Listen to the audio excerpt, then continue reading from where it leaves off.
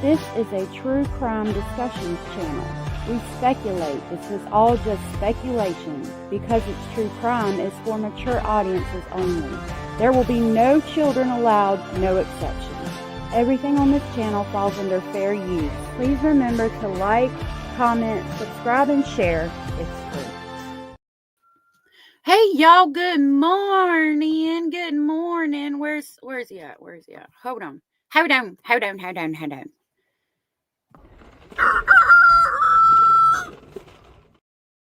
Good morning. Time to wake up. Wakey. I don't got no eggs and bakey. Good morning, Hannah and Edith and Southern Cats and my lovely Abellis. Oh yeah, Jenny. It's good to see you, love. Yeah, y'all. This man was on PCP and removed her damn brain. Y'all. This is something else. Good to see you, Southern Cats. Nightbot. I'm glad you're in here this morning. Let's see. Sally Carson, good to see you. Hannah UK, Fawny, good to see you. Mad Monkey, aka, good to see you. Dainty Dane, Malibu Surf, and Julie. It's good to see all of y'all this morning. All right, let me share my screen. They started court, I think like right when I started my intro. Hey, Cara, good to see you. Indie Girl, good to see you. Gonna try to hang out. Work is just crazy. Busy, plus fighting off sickness. Oh, no, sweetheart. I'm sorry. Am I qualified to say good morning? Probably not with the defense attorney. He would probably have a fit. Just to let y'all know, we can't say the word murder, homicide, victim. I don't know about homicide. Murder, victim, and blood. And someone who was trained in interpretations of blood spatter cannot testify on the analysis of blood spatter, just so y'all know. Hey, Mad Links. Yes, so overprotected. Good to see you. Remember to protect your peace. Like Nightbox said, if this subject matter is triggering, please feel free to leave and come back another time. Protect your peace. Basically, the story in a nutshell is that this man had a girlfriend and a little girl named Vanessa. His little girl's name was Vanessa, and his girlfriend's name was Christine Holloway. And during Thanksgiving weekend of 2019, he smoked PCP with his friend Hector and he's alleged to have beat his girlfriend to death. Her brain was removed. The baby is missing. He donated baby stuff at a church, and like the bins that you see in the parking lot, he donated stuff there that was just covered in blood. So that's all we know. One of the Crocs was in the donation bin there was a little pink Croc that belonged to the baby. One was in the donation bin and one was still at the house. This case is wild, and the attorneys make it even more wild. And the judge is like, I don't even know. I don't even know what she's doing. There's this thing here that says share your referral link. So I'm going to share this. Oh, okay. Well. Good morning, everyone. Thank you. Good morning, Miss Ma'am. Good morning. Counsel, Did you pee? Please place your Did you go potty? record for purposes of today's proceedings. Howard Sign, Supervisory Assistant State's Attorney. Mark Durso for the state of Connecticut. All right. Edward Gavin for the defendant, Jose Morales, who's seated to my left, Your Honor. All right, and he is present in business casual attire for purposes of the record and also unrestrained. Is that correct, Attorney Gavin? I'm sorry. Unrestrained, your client. Yes, thank you. Yes, Just thank you, Your Honor. for purposes of the record. Are we ready to proceed this Hey, morning? Mommy Ball. Is there any, Yes, Your Honor. Yes, Your anything Honor. that the court needs to address before bringing our jury in? No, Your Honor. Okay, Madam Clerk will bring the jury in. Y'all, I've seen more out of this trial than y'all have probably seen out of Miss Daybell's trial. I'm telling you right now, this trial is absolutely insane. I hope she peed. Okay, so Morales was offered several plea deals, but he could never come to terms with the stipulations of the plea deal. I speculate that's because he was going to have to tell where the baby was, and he won't do it. So they decided to bring it to trial. There was like 3 or 4 plea deals over the years that were offered to him and that he almost did, but then they couldn't come to terms. And that's where we are right now. There is no actual title for BPA. What is BPA? Good morning, ladies and gentlemen. Welcome back. I All right, wonder, counsel, Hannah. would you please stipulate to the presence of all of our jurors here this morning? Stipulate to the presence of jury. Yes, Your Honor. All right, very good. All right, so when we last left the courtroom yesterday, we did have a witness on the stand. We are going to bring that witness back to the stand.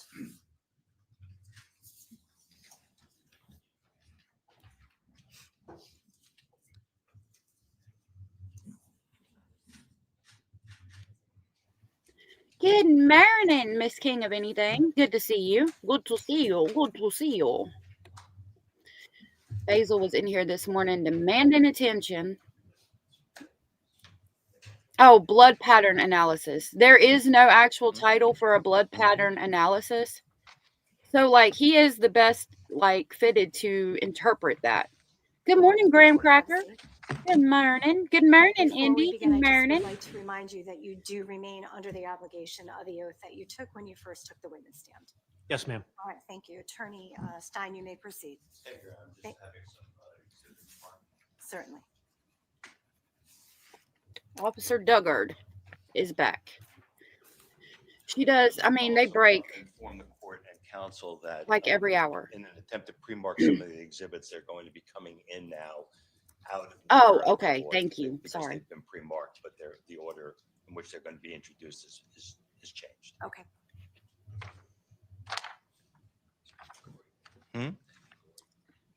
No, well, just picking up where we left off yesterday.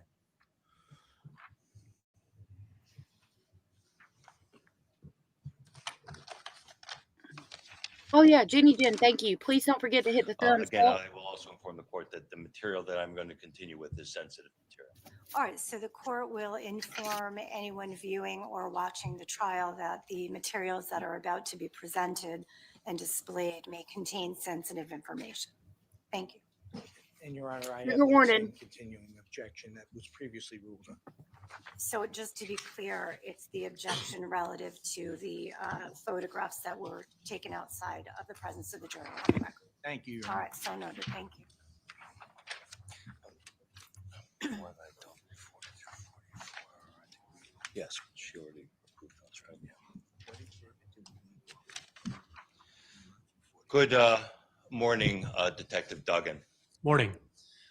You'll recall yesterday, I'm going to start off by putting back up on the screen in front of you, State 41, Eat it. which is a full exhibit. Let us pray. To- Please let her to be wearing recall her depends. This photograph from yesterday. I do. His frown lines are making me want to watch episodes of The Muppets. You're so You funny. referenced this yesterday, that this was a red blood-like substance Up there on the is- tile wall in the bathroom behind. You couldn't see this body. Is that correct? Correct. With regard- Now, if that's not blood, like they're making them say a blood-like substance, if that's not blood, when you have a woman that is deceased and naked in the tub with her brain removed that has been beaten to death, like what else would that be? Somebody please inform me. Is it fucking finger paint? Excuse my language. With regard to this red blood-like substance, did you do any testing of this material? I did a presumptive blood test. Can you again explain that process to the ladies and gentlemen? Sure. So it's called a Kastle-Meyer solution, and it's a chemical testing that tests areas for the presence of blood. So basically, you take a Q-tip and you swab the area that you're testing, and then you put a solution on it, and it reacts a certain color. And if it reacts a certain color, it's either positive or negative for the presence of blood. And when you performed that test in this case with regard to that red blood-like substance, what result did you get? It tested positive.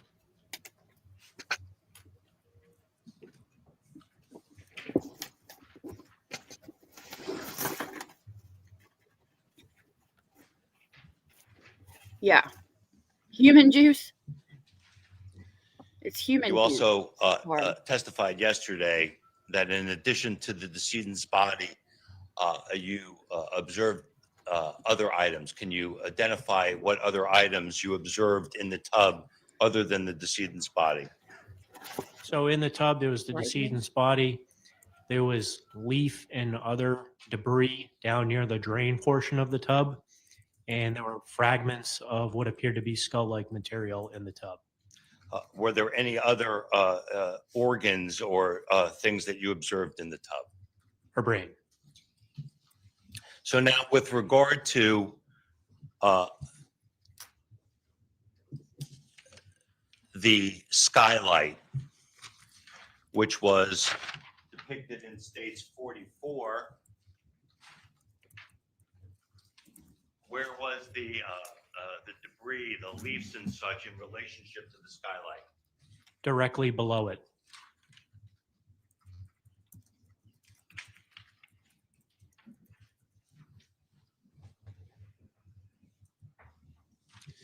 Now, after having made and documented all of these observations, what step would come next in your process? We would remove the decedent from the bathtub. And who is doing that? It took a couple of us. So myself, another detective, and the OCME technician that was on scene. I'm sorry, OCME. Can you just define for us what OCME is? Office of the Chief Medical Examiner. And you said a technician. What part? Explain who is or what is the OCME medical technician officer? So the medical examiner that comes out is a meteorological death investigator, and they basically do a body survey of the decedent and note any wounds or other injuries to the decedent. And when do they do that? We usually call them while we're processing the scene and give them a time frame on when to come out, and they respond accordingly. And with regard to this scene, Right, Indy? did there come a point in time where the OCME technician came out? They did. Justice? And was it at that point that the decedent's body was being removed from the bathtub? It was. And can you describe that process for us, please? So we each get in different positions in the bathroom, and we each grab a limb of the decedent and lifted the decedent out of the tub and placed the decedent into a body bag. And Cara said, "Why?" Good morning, Justice Jane. Cara said, "Why is this guy not blinking?" And I would make a joke, but like considering that he's talking about removing a body and then a brain that is separated from the body from the bathtub, like maybe he's in shock still. I couldn't imagine walking in on that. You know what I mean? Good Lord. once the decedent is in a body bag, what do you do at that point? We roll the body and we further document injuries and make observations and notes of the condition of the body. Again, a caution, Your Honor, with regard to the next sentence. All right, so the court has put viewers on notice of sensitive materials contained in the Jen. exhibits that are about to be displayed, so. Detective Duggan showing you what has been marked States 45 as a full exhibit. Can you tell me? Yeah, you trauma. Recognize generally what this is? That's an overall photo of the decedent's face. And is it a fair and accurate representation of how Okay, she Sally. appeared when you took her out of the Have a tub good day, love. on December the 3rd, 2019? Yes.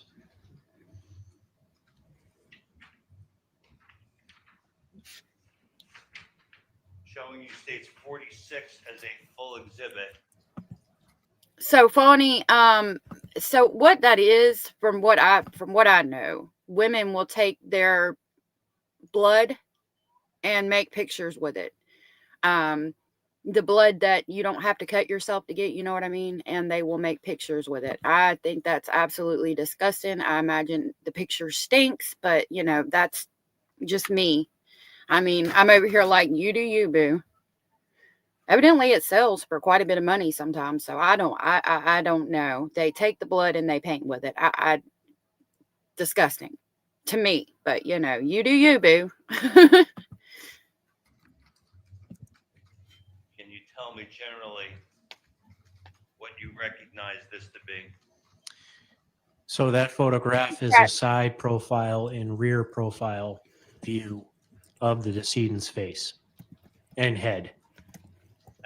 And specifically, I want to point you to the center of the photograph.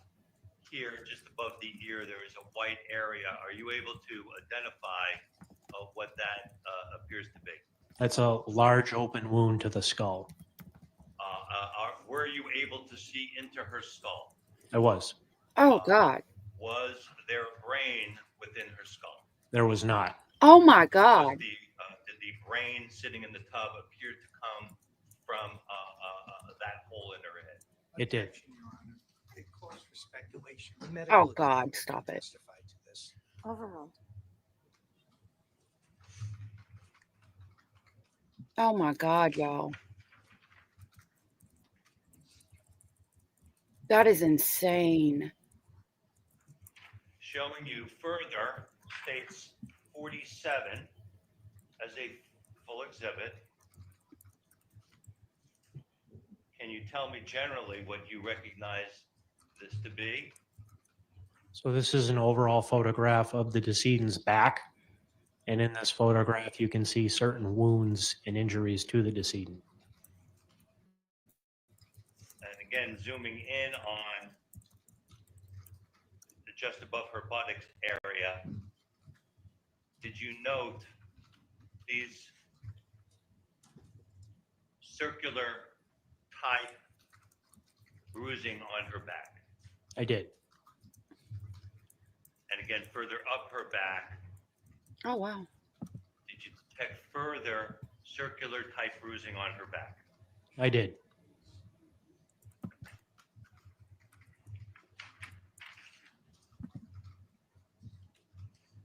Y'all, this is insane. This motherfucker got so fucked up on PCP that he removed her whole entire brain. Like, first of all, I couldn't imagine being her, and that's the father of your child, the person. I mean, you love this man, and he comes in there tripping out, and the person that you think is there to protect you is tripping out and doing all this.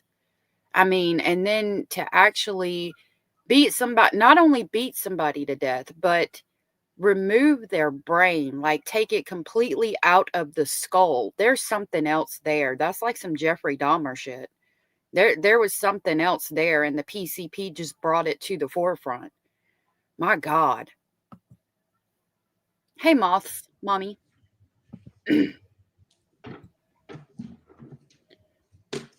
Oh, wow. I didn't even think about that. She said, I'm wondering if the eyes came out with the Now, brain. with regard to the other Because they're directly attached. I'm sure we'll hear about it if it did. matter that you identified within the tub, a brain, what did you do with the brain? The brain and the skull pieces were collected and placed into the body bag with the decedent. And ultimately, do you know where the decedent was transported to? The decedent was transported to the office of the chief medical examiner located in Farmington, Connecticut, where an autopsy would be performed. And did the decedent's body effectively go with the OCME technician who had responded to the scene? It did. Now, after the decedent was removed from the bathtub, did you withdrawn? You told us yesterday about your process of doing exterior walk around, interior before touching the scene, and then you begin to process the inside of the scene. Do you recall that? I did. So did there come a point in time, and the photographs we saw yesterday were an unprocessed view of the interior of the house. Do you recall that? I do. Did there come a point in time where you began to process the interior portions of the home? We did. And was that after the decedent was removed from the premises? Yes. Showing you a series of photos, and again, they are not marked in order, Your Honor, because they were pre-marked.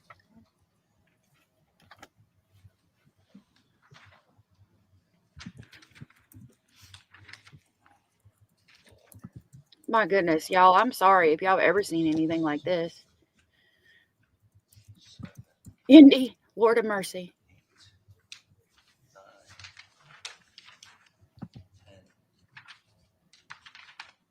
Hannah, I hope you're okay.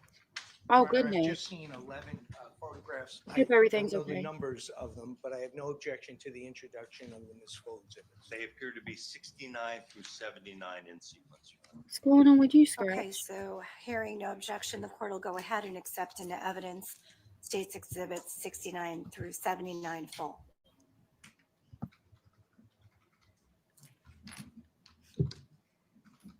Detective Duggan, showing you now states 69 as a full exhibit. Scratch, whatever you got going on, I hope you're okay, love. And Hannah, everybody. Love you all. Hope you're all Can you doing tell good. me if you generally recognize what this is?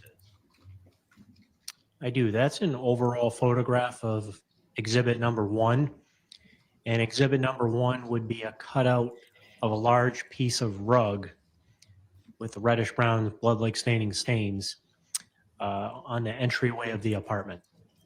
Okay, so first of all, and using my finger, in the upper left-hand portion of the photograph, would that be the entryway into 6.5 Myrtle, Yes. together with the black recycling pail that was present there yesterday? Yes. And in the upper right-hand corner, would that be the bathroom door? Yes.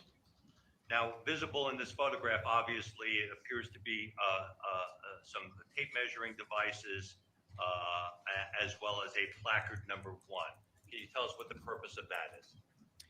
The tape measure was just to get a measurement of the size of the rug that would be cutting out, and also to show an outline of where we'd be cutting the rug. And the exhibit number 1, to identify it, we put the evidence stanchion in the middle. So did there come a point, did you cut out that section of rug within the... One sunny day, good to see you. This trial is out of Connecticut. It is the trial of Jose Morales, who is accused of beating his girlfriend, Christine Holloway, to death. Their 1-year-old child, Vanessa Morales, is missing. He smoked PCP with his friend on Thanksgiving weekend and beat Christine to death and removed her brain from her head. Baby is missing. This happened December 2nd, 2019. Within the Hey, Kelly. dimensions of the tape measure? I did. And before cutting it out, did you do any Sure, presumptive Jen. testing on any sections of that rug? I did. And where did you do a presumptive test? In the areas that had the red blood-like substance on it. And again, so as not to necessarily repeat the procedure, but did you use the same testing kits and follow the same testing procedure as you previously explained to the ladies and gentlemen of the jury? I did. And did you get any type of an indication from the presumptive testing as to whether that was blood or not? It tested positive for the presence of blood. Oh, no objection to blood that time. Showing you state 70 is a full exhibit. Can you tell me, do you generally recognize what this is? I do. That's a different photo of exhibit number 1. Also in the background, you can see a child's crib, and you can see a recliner. So again, is this that same exhibit 1, but now we are looking Just towards effectively what would be the right side of the house as if you were standing on the street? Yes. And you mentioned the crib in the back. I'm going to specifically start just to zoom in on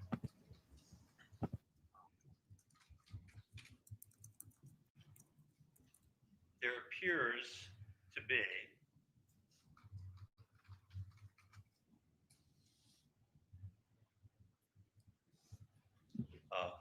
white sticker, if you will, with some type of a number or an arrow. Do you see that? I do. And do you know how that sticker or whatever that is, arrow, got there?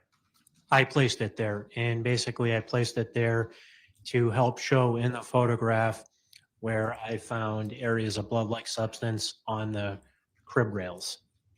And again, Your Honor, that is upper right-hand portion of the overall picture, a child's crib, what appears to be the third or fourth slat from the right side of the crib. Thank you. I'm going to stop pausing in just a second, but considering that he took this blood-covered items that belonged to the baby to the donation bin specifically at a church, and the fact that he removed this woman's brain from her freaking skull after he beat her to death, like, I really think, unfortunately, that the baby's deceased. I think that he, being high on PCP, felt like if he donated the baby's stuff at the bin at the church, then he could somehow repent for what he did. I think the baby's deceased, and they couldn't come to a plea agreement because, number one, he might not remember where he put her body. And number two, if he admits that she's deceased and not missing, then he admits to himself what he did. And I don't know that he can come to terms with what he did. That's just my speculation. And sliding the picture over, I'll leave it in zoomed in mode.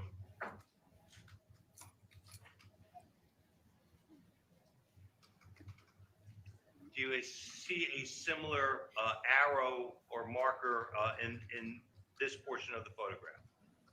I do. It's on the lower portion of a rocking chair, and it's an arrow that I placed there to show an area of blood-like Hey, staining Amy. on the chair. Again, Your Honor, upper left-hand corner, it is a green rocking chair with a red tray on the lower right-hand side wooden portion of the chair.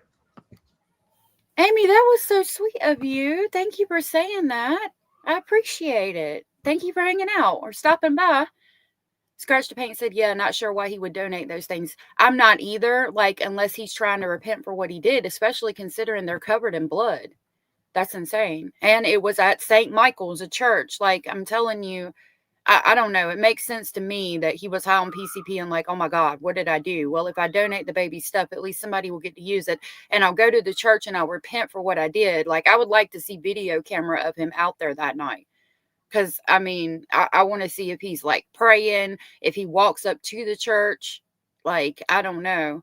But again, I don't know. I wasn't there. I was not there. I did not see. I do not know. But it's my thought. Thank you. I don't think he remembers donating the stuff, considered it was covered in blood. Like, he was obviously zooted out of his mind. Showing you 71. Very possible Appears for to me. be a closer shot of the crib area previously identified.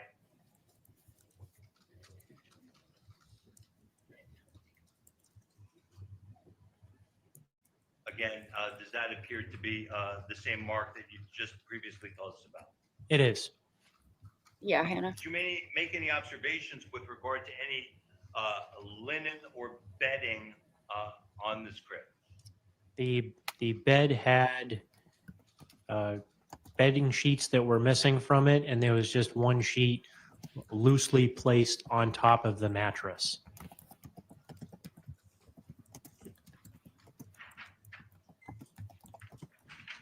State 72 is a full exhibit. Do you generally recognize what this is?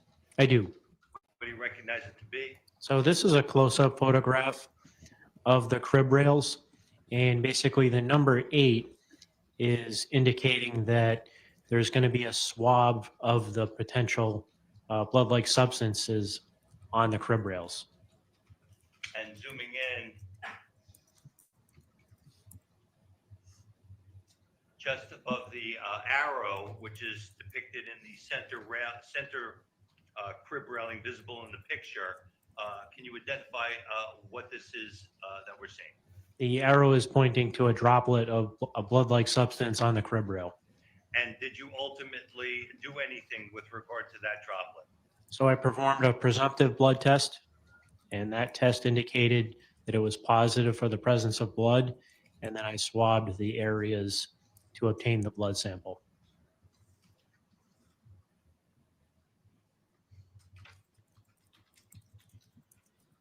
Again, showing you now state 73 as a full exhibit. Can you tell me whether you generally recognize what this is? I do. And what do you generally recognize it to be? This is another photograph of exhibit number 1 and the right side of the apartment. Does it seem to expand further, deeper into the apartment beyond the area of the crib? It does. And again, referencing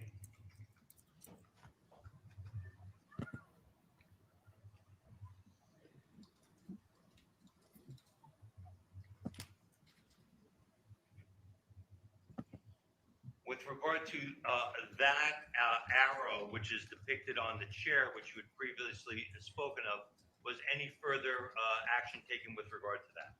Yes. What action was taken? Another presumptive blood test was taken of that area, which tested positive for the presence of blood. And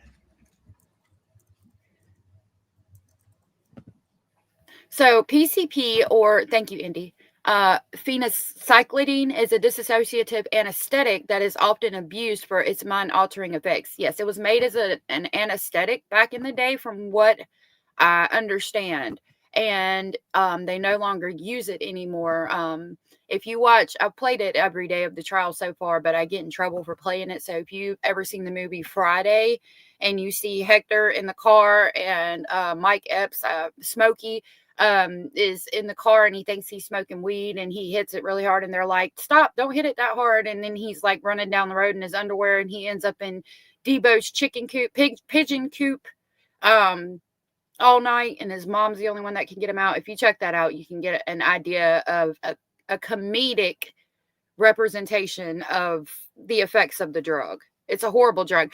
Now you could relate it to bath salts.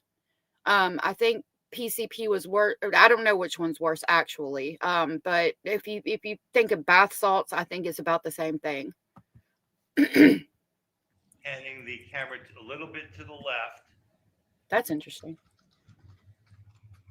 there is what appears to be a blue bin of sorts. Do you see that in the photograph? I do. And do you see any markings that you placed on this bin? I do. I see a white sticker that has an arrow on it.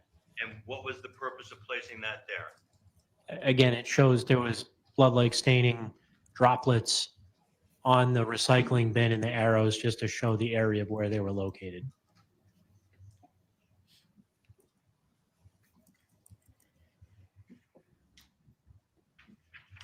State 74 is a full exhibit.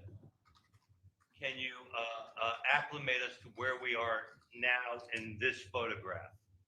So if you're in the center of the apartment, near the main entryway, and you look left, there was a bedroom area set up. This is the back portion of the dresser that was facing the bedroom. What would be immediately to the left? There seems to be some wood on the left side of the screen. Immediately to the left is the bathroom entrance. And visible in this photograph, in the center part of the photograph, appeared to be two additional markings. Can you tell me, do you recognize what those are? I do. Those are white stickers with arrows, directional arrows on them. I placed them on the back of the dresser. Did you take any steps with regard to what is depicted with those stickers? So located on the back portion of this dresser were several areas of blood-like staining or small droplets. And we placed those arrows on the dresser and basically to show the blood-like staining on the dresser. A presumptive blood test was taken of these areas, which tested positive for the presence of blood. Now, with regard to these, if I zoom back out, is it fair to say that there appear to be many similar type stains on the back of this bureau. Yes, Now, you chose two that appear to be in the center of the photograph. I want to call your attention in the photograph, and I'll use my finger right here, which would be the bottom side of the bureau, Your Honor, on the left bottom side of the dresser. And then another one over here, which appears to be to the left side of the dresser about midway, as well as up here, which would be the upper right-hand portion of the dresser, as well as here, again, moving to the mid portion of the dresser on the right. Further here, just below the last marking, another set of marks on the dresser about mid-level. Do you recall seeing those areas that I pointed out? I do.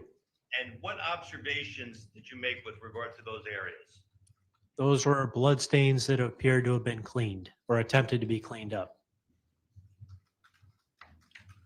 And what were you seeing that led you to that conclusion?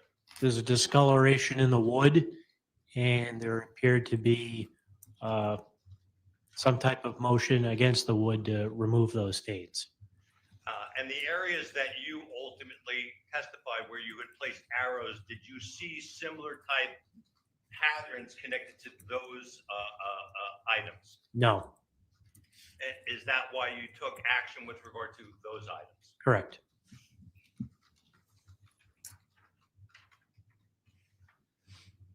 Coming back just for a brief moment to state 73, which was a full exhibit, you recall this photograph. I had asked you earlier about the blue bins in the upper, or the blue bin, I'm sorry, in the upper left-hand corner of the picture. Do you recall that? I do.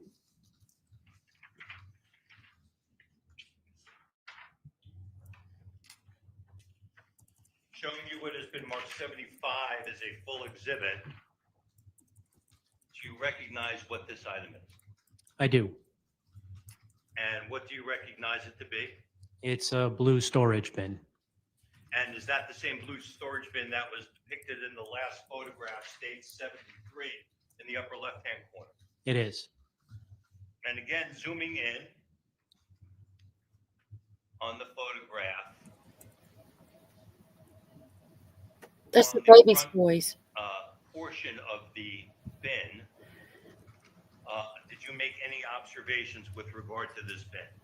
Yes, on that bin, several areas of a blood-like substance was noted on the exterior of the bin, and we placed an arrow showing some of the blood droplets. Number 6 indicates an area of where we were to swab those blood droplets to obtain a sample. Okay. And did you in fact perform that? I did. And was it pursuant to substantially the same procedure previously indicated to the ladies and gentlemen of the jury? Yes, And what was the result? it tested positive for the presence of blood. And again, going in further, did there appear to be more than the one areas that, other than the one that you placed the arrow at? Yes, there were several areas on the bin.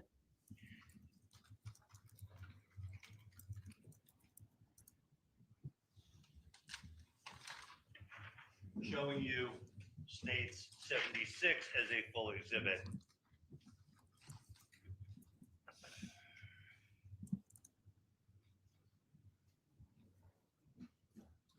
Is that a tighter picture depicting these blood-like substances that were on the exterior of this blue bin?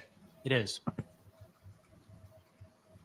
Good morning, Anders. And again, to the right side, is that the area where you collected the sample from? It is.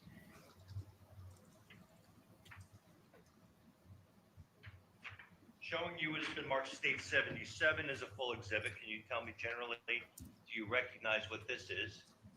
Yes, that's an overall view of the inside, the contents and the inside of the bin. So looking from the top down.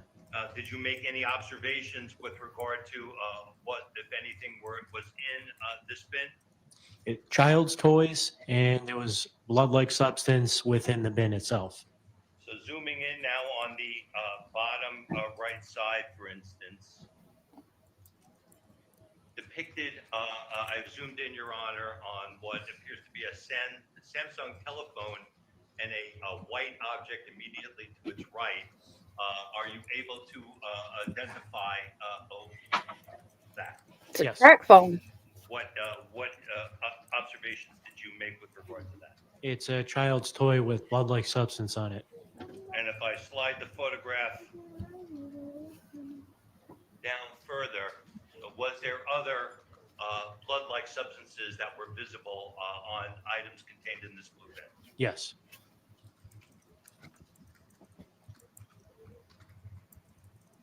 Thank you, Hedda. Hey, Abe.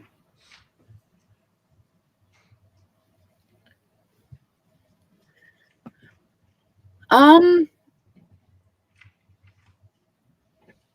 you what has been marked. I don't know. 78 Good as a morning, full Ashley. exhibit. Can you tell me whether you generally recognize what this is? Yes, that's the underneath the kitchen sink. And is this a picture obvious to the extent that what is this in the foreground here where I am pointing, Your Honor, bottom left-hand part of the screen? There Hey, Irene. appears to be a wooden door and something, a white object on it. Yes, those are the child safety locks.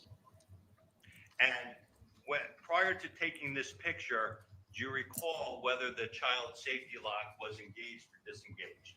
They were engaged. So in order to take this picture, did you have to disengage the child safety lock? We did.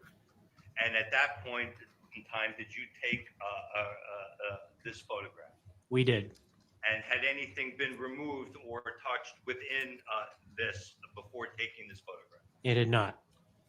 And I see a placard number 2 within this photograph. Can you tell me of what that item is? So placard number 2 indicates that there's evidence within the bucket, and we're showing an overall photograph of where we located the evidence.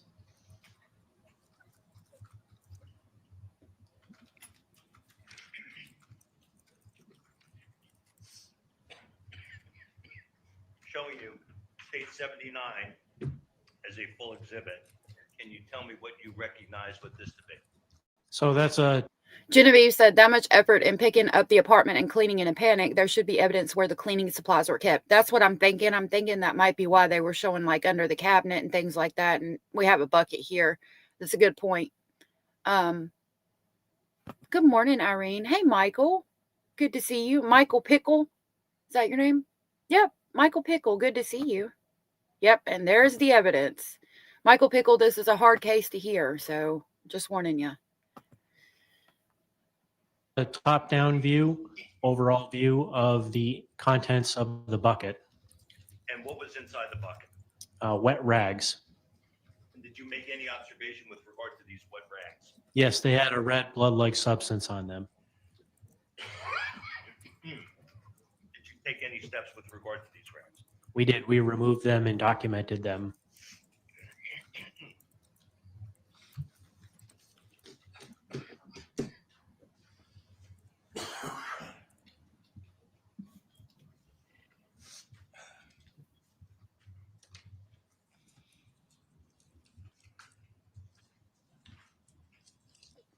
Were there other areas within the house where you also documented the presence of blood-like substances? Yes. And did you find any blood-like substances in the bedroom area? No. With regard to finishing in the interior, excuse me, in the interior of the house, did there come a point in time that you went outside and took any additional daylight exterior shots? Yes.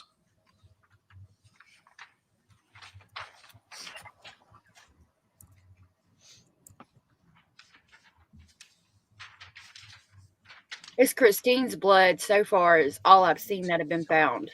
So I don't know. No, Your Honor, there's 4 photographs there. No objection to the introduction. Okay, thank you. Yeah, 1 second, please, Your Honor. Yes. No, that's not a dumb question, sweetheart. Yeah, they did have to see the pictures of everything. They showed it at the end of the day yesterday, and even his lawyers like had to turn around because they read out, that's a picture of a woman in the bathtub, and beside her is her brain. Like, and even his lawyers, the defense attorney lawyers, had to turn away. They couldn't even look at it. Good morning, Loretta, again. No apology needed. Thank you. States, these are getting pre-marked out of order, so showing you now, states 48. Attorney Stein, can we I just want to document the numbers to Yeah, which there was sure. no objections, and let me accept. 48, Your Honor, 49, 50, and 51. So 48 through 51, no objection by Attorney Gavin Court will accept into evidence the state's exhibits as full. Thank you, Thank Attorney you, Your Stein. Honor. So showing you Detective Duggan states 48 as a full exhibit. Can you tell me generally what you recognize this to be? So that's an overall photograph of the windows, the bay windows that were in the kitchen. That's from the outside of the residence. That was taken from the outside of the residence. And are you able, zooming in on the center, does that accurately reflect the position of the window at the time that the police entered this property? It does. Now, the windows were left open, and it was like, I don't know, I was going to say 20 degrees. I don't know if I'm right about that or if I heard that somewhere else.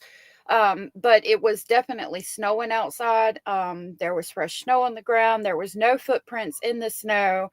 So the fact that they walk up on this house, the door's locked, nobody's answering, and there's several windows open, make them question a lot of things off the bat.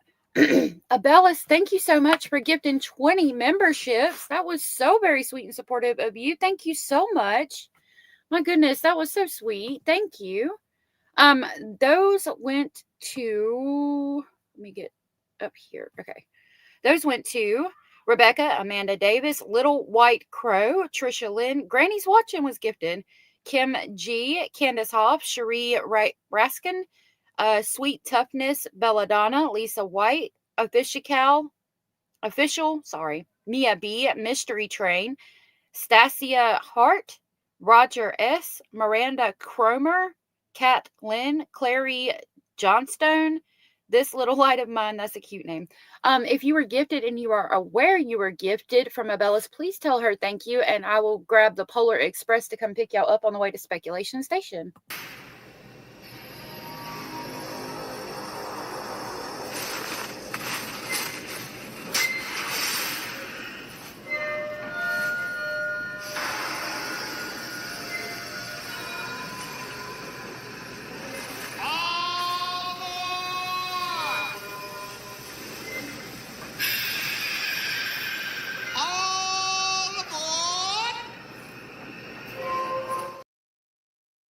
Thank you so much, Abellis. I really appreciate that. That was so very sweet. Thank you so very much. Right, Hannah. And with regard to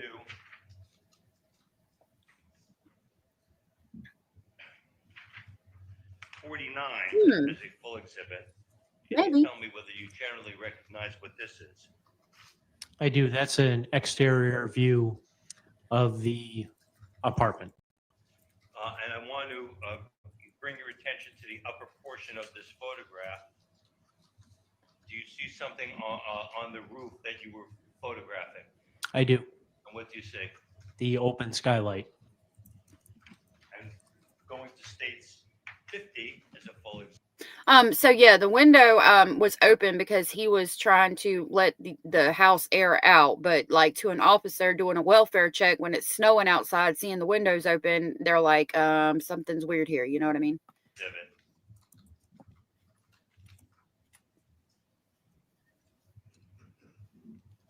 Do you recognize what this is? It's a close-up view of the open skylight. And are you able to, first of all, is it a fair and accurate representation of the position of the skylight at the time of your investigation? Yes. And you mentioned earlier where is this skylight with relationship to the house? What room is it enter into? It's in the bathroom, in the area of the shower and tub. And you indicated that you found some leaf debris in the bathtub. Do you recall saying that? I do. And zooming in on this photograph, just to the left of the skylight, are you able to see any material just immediately to the left of the skylight? A leaf and other debris.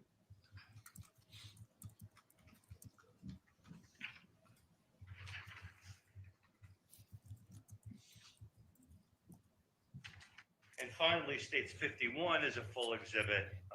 Can you generally identify what this is? Yes, that's an overall view of the decedent's car parked out on Myrtle Ave. At some point in time, did you become aware that there was some significance to this car? I did. And again, in the upper left-hand portion of the car, is that 6.5 Myrtle Ave, I'm sorry, in the back left corner of the photograph directly behind the car. It is.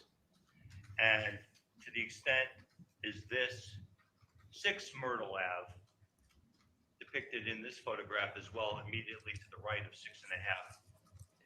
Myrtle? Yes.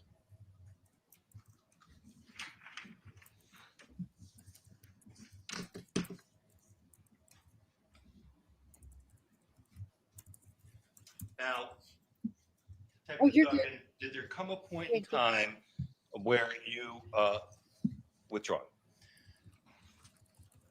Evidence that you identified by placards, any physical evidence that you collected. Once you collected it, what did you do with it?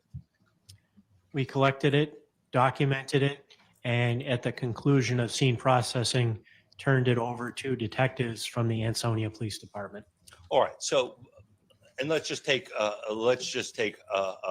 one item. Let's just take item 8, the blood swab. When you take that, how is something packaged to be given to the Ansonia Police Department?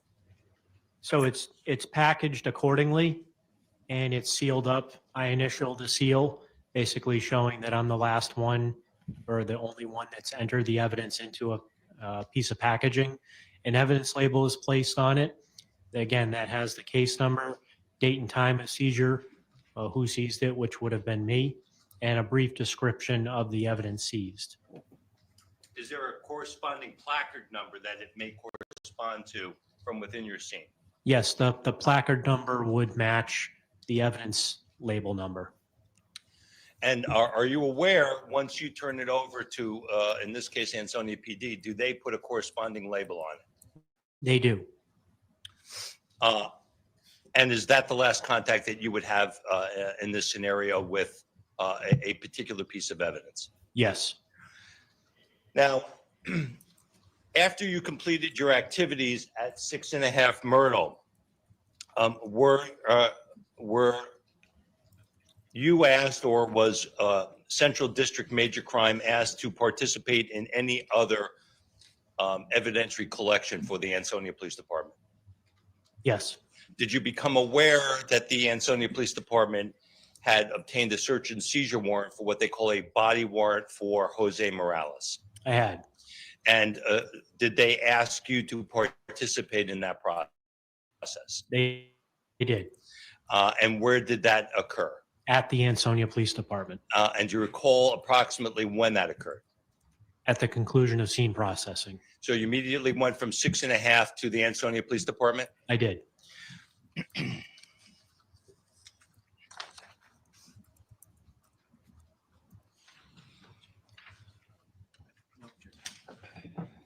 Your Honor, there's 3 photographs I've been 66, 67, 68 pre-marked, Your Honor, 3 photographs involved in the body warrant. And no objection to the introduction. I thank you, Attorney Gavin. All right, so with no objection, court will go ahead and enter into evidence states 66, 67, and 68. Thank you, Attorney Stein. Surprised they didn't First of object. all, showing you what has been marked as state 66 as a full exhibit, do you generally recognize what this is? I do. What do you recognize this to be? That's an overall photograph of Mr. Morales. He's lost And a lot of weight. Did you either take this photograph or present when it was taken? I was present when it was taken. And is it a fair and accurate representation of how Mr. Morales appeared on December the 3rd of 2019? It was. And showing you what has been marked as states 67 as a full exhibit. Can you tell me, do you generally recognize what this is? I do. That's a picture of a bruise on his chest. She fought And back. zooming in on it, would that be fair to say that that is under his right chest area? Yes.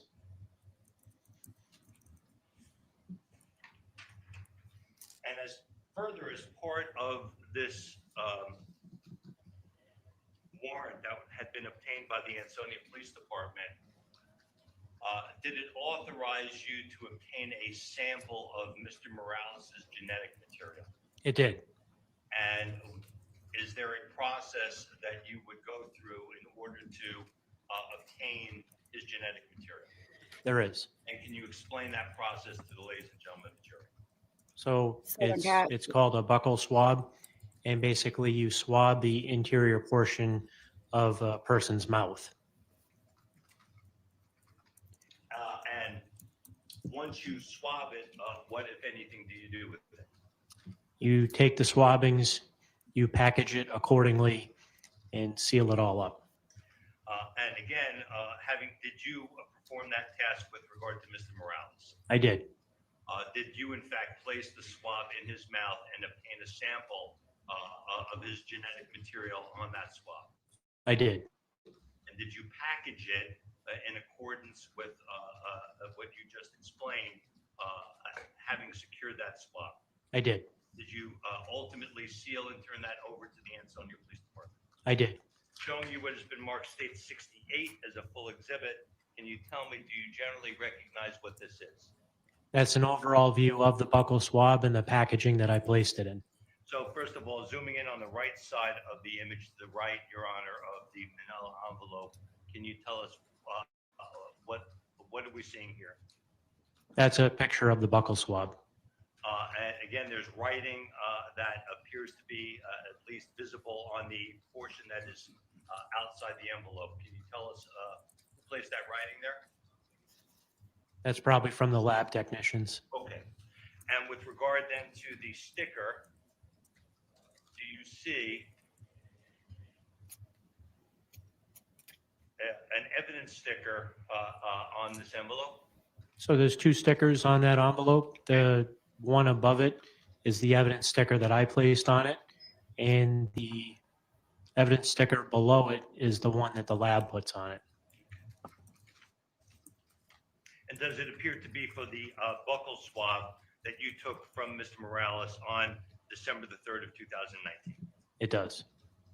One sunny day said, to be fair, he may have just decided he needed to lose weight. Yeah, and that is that could be true. Absolutely. He does appear in some of his, like, where they've done press releases and stuff for court, or where he's been in court. He appears to be wearing a cross necklace, a rosary under his shirt. So I think that he's found religion and lost weight. I mean, people usually gain weight and then lose weight in jail is usually how it goes. Evidently he has lost a lot of weight, so he's a lot healthier than he was when he went in. Absolutely.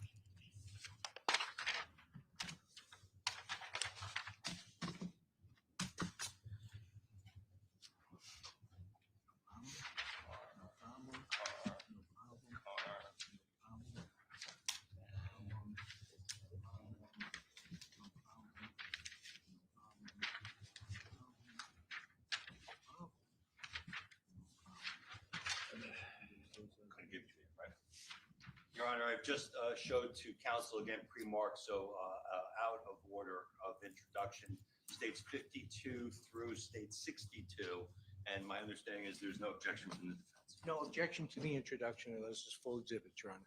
Thank you, Attorney Gavin. So with no objection, the court will go ahead and accept into evidence states exhibits 52 through 62 photographs. So we know to this point, Detective Duggan, that you processed 6.5 Myrtle Ave, and subsequent to that, that you went and did a body warrant at Ansonia PD on Mr. Morales. Correct. At some point in time, did you provide further assistance to the Ansonia Police Department? We did. And do you recall when that was? The following day, So would that now be December the 4th? December 4th, correct. And what was requested from you? Ansonia Police had seized 2 vehicles in connection to the case, and they asked us, State Police, to process the 2 vehicles for them. And did you do that? I did. And where were the vehicles located when you processed them? The vehicles were towed to Troop I in Bethany. And is that where you processed them? Correct. Showing you has been marked states 52 is a full exhibit. Can you generally tell me, if I focus it?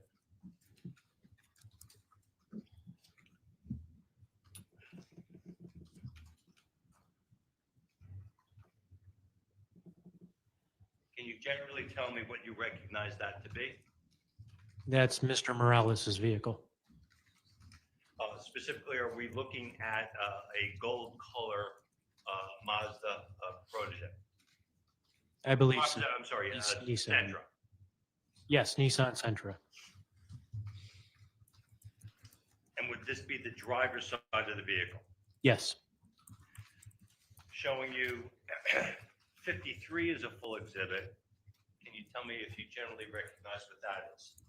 That's a same vehicle, and that's a passenger side view.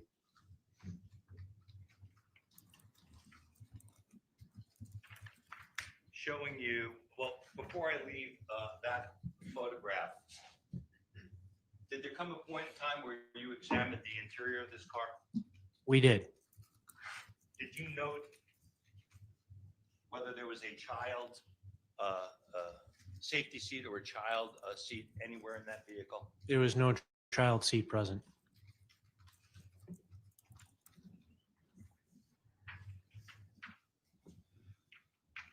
Showing you states 54 as a full exhibit.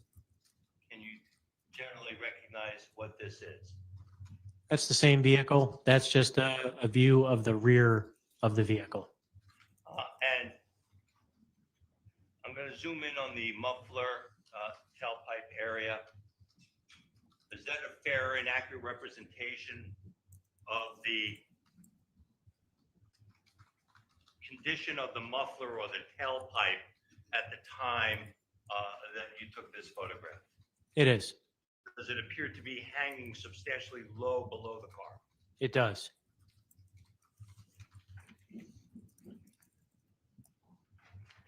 Did there come a point in time where you went not only into the interior portion of the car, but into the trunk of the car?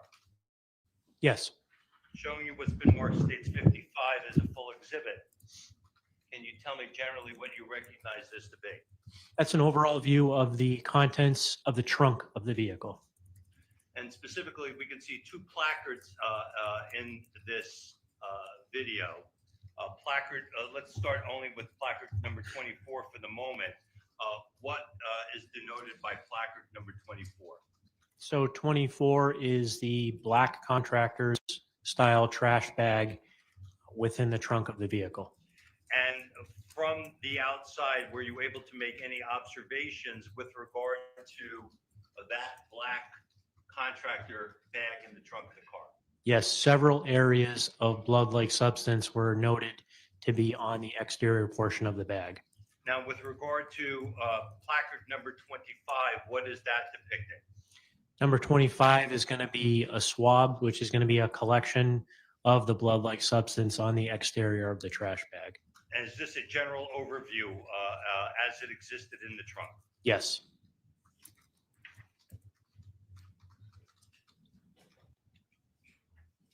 I'm going to show you first closer to placard state 56, closer to placard number 24, and I'm going to zoom in a bit. Can you tell me what we are looking at here? Those are some of the areas of blood-like substance on the exterior of the trash bag. So specifically, going to zoom in on at least What's in the trash bag? I wonder. that item there. Is that what you are referring to? Yes. And for the record, Your Honor, there appears to be a red blood-like substance immediately to the right of placard number 24 on the bag. Thank you. Were there other similar observations on the exterior of the bag? Several areas similar to that one were located on the exterior of the bag. 57 is a full exhibit. Can you generally identify what we are looking at here? More areas on the exterior of the bag with blood-like substance on them.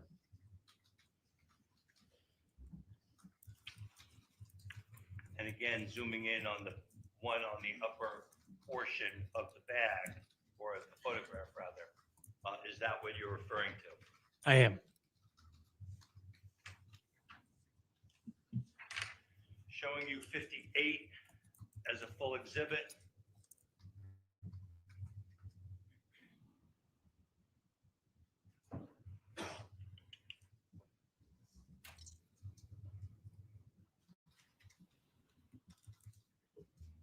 Can you tell me whether, do you generally recognize what we are looking at here?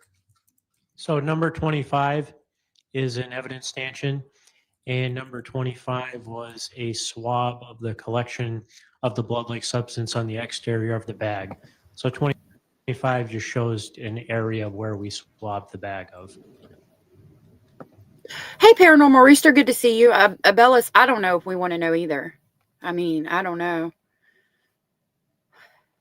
Overprotected. That's real interesting. I've been seeing what you were saying. Showing you, Good to see you, Paranormal. this is the area which you were referring to. Yes.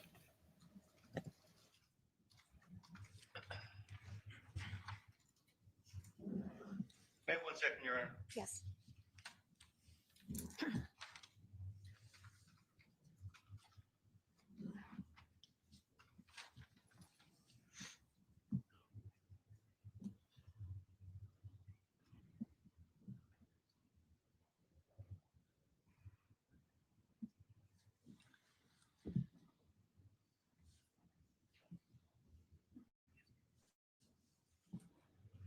Thank you, Your Honor. I'm sorry. It's okay.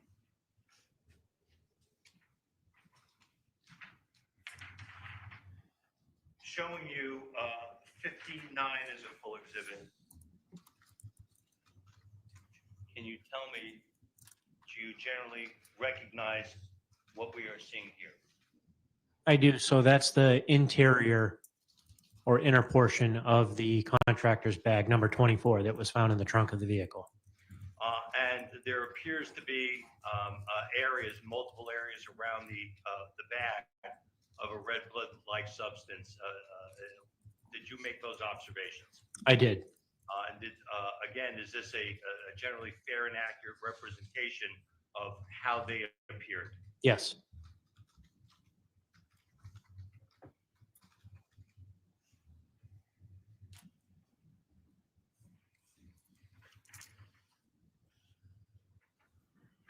State 60 is a full exhibit. Again, can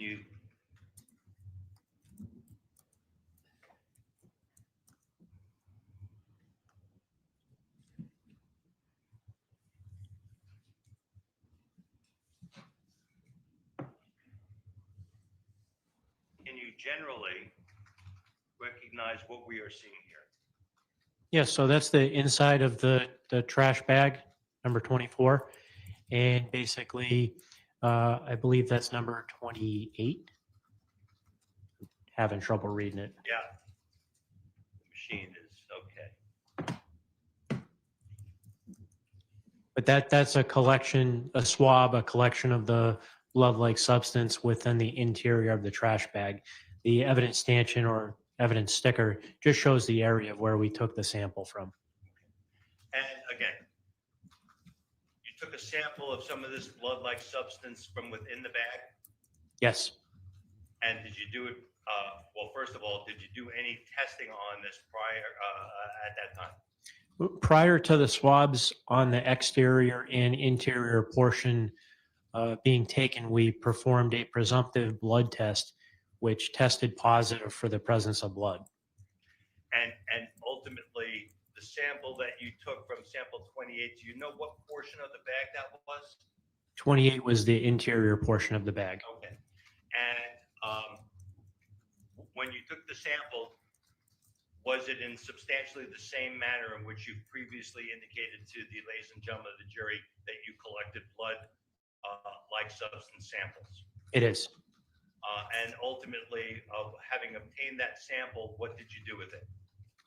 We obtained the sample, we collected it, we packaged it accordingly, and eventually transferred it over to the Ansonia Police Department. States 61, generally, can you tell me what you recognize this to be? That's an overall photograph of the trash bag found within the trunk of the vehicle. Clearly, it's been removed from the trunk of the vehicle. At this point, what was the purpose of having done this? We were seizing the trash bag.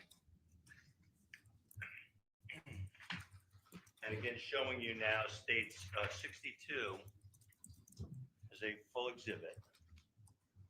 Can you tell me what you recognize this to be? So I see two evidence labels on there. The top evidence label is from the state police.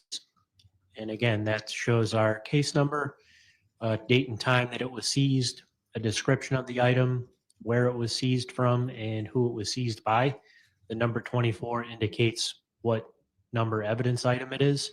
And then below that is the Ansonia Police Department label, which is similar to ours.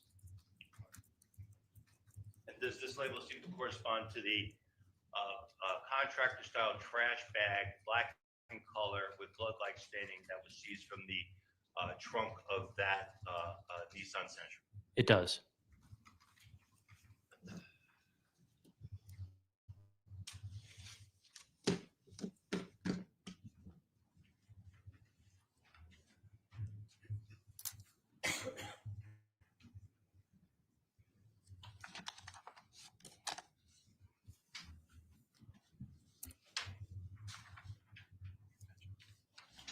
States 63, 64, 65. Your Honor, I just had an opportunity to see Exhibit 63, 64, 65. I have no objection to them being introduced as a full exhibit. All right, thank you, Attorney Gavin. With no objection, court will go ahead and accept in evidence states 63, 64, and 65. Thank you, Your Honor. With regard to states, in addition to the Nissan Sentra that you processed, did you process any other vehicles at that time for the Ansonia Police Department? We did. And what other vehicle did you process? The decedent's vehicle. And can you generally describe that vehicle? It was a black in color Ford Focus. Showing you what has been marked as states 63 as a full exhibit. Can you tell me, do you generally recognize what this is? I do. That's an overall view of the exterior of the driver's side of the vehicle.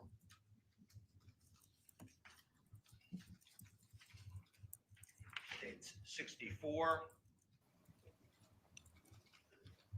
Same vehicle. Now remember, they came and asked Jose about Christine's car, and he said that she drove a gold Mazda Protege, and this was days after the homicide.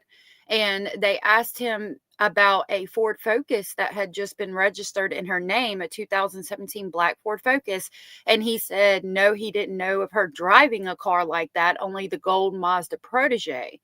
Well, they go back and they find camera footage of him, her, and the baby going to purchase this black Ford Focus together at a car lot a couple of, I think the day or 1 or 2 days before the homicide. So he was there. He knew 100% that she had purchased the 2017 black Ford Focus and switched the insurance and tags and all of that to that car and traded in the gold Mazda Protege to get this car. But when the cops ask him 3 or 4 days later, when he's had time to sober up, he says he doesn't know of any black Ford Focus of her to be driving, which is interesting. I mean, it shows again that you're trying to hide from the crime and lie to the law. Vehicle, overall view of the passenger side of the vehicle.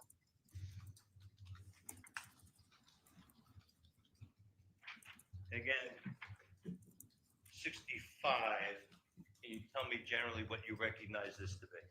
Same vehicle. That's an interior portion of the rear passenger seat area of the vehicle. Now, I asked you previously whether you had detected a child's safety seat or a child's seat in the back of the Nissan Sentra. Did you locate a child safety seat at all in the back of the black Ford Focus? We did not.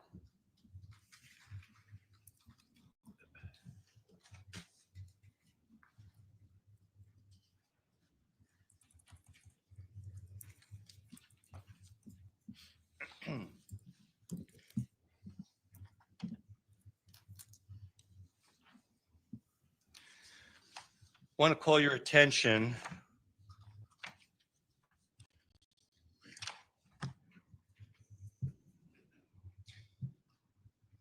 Your Honor, may Attorney Gavin and I just be heard sidebar briefly?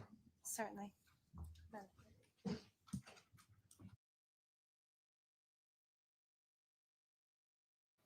What are we approaching the bench about?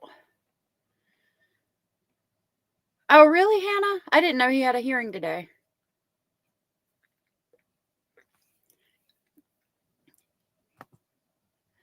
Genevieve said that car was possessed like the movie Christine. Oh, goodness. I hope not. All right, ladies and gentlemen, we're going to move into our morning recess. Court will be in recess for the next 15 minutes. Thank you. Court's in recess. So All right, let's see if we can skip past the So recess rather than, because we were behind a little bit.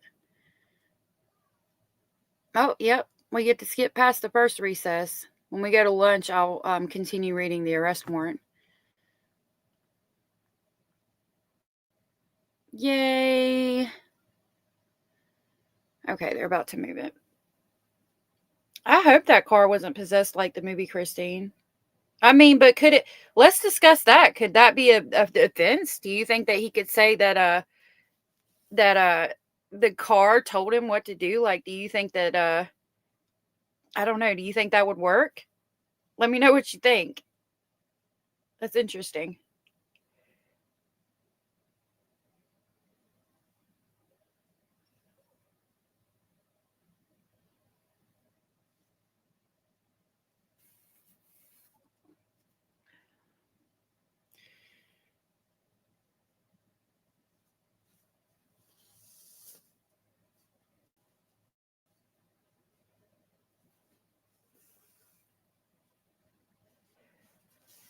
Mm. The wrath. She goes potty a lot. She does. So, okay, Jose Morales is the defendant. He is accused of committing homicide on his girlfriend and baby mama, Christine Holloway. He beat her to death after smoking PCP and removed her brain from her skull. She was found naked in the bathtub, beaten to death with her brain removed.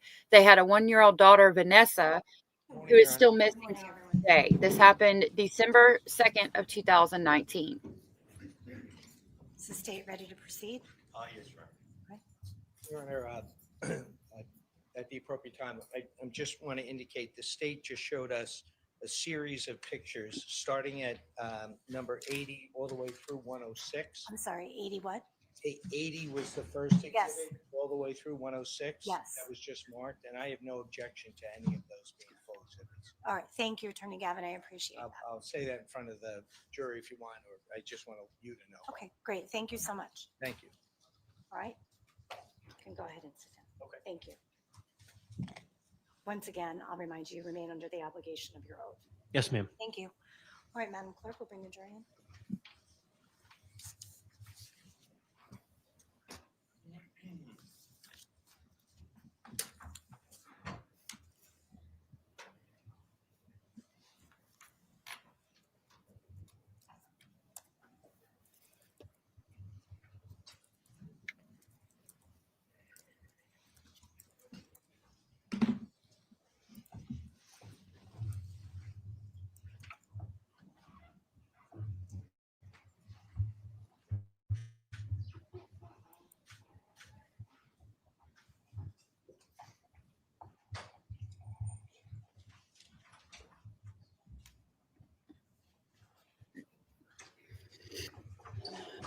I don't read much. I'm more like right now. I'm sitting here, actually cross stitching on this crochet blanket, but I Counsel, crochet and please cross stipulate stitch to and the stuff. return of all jurors.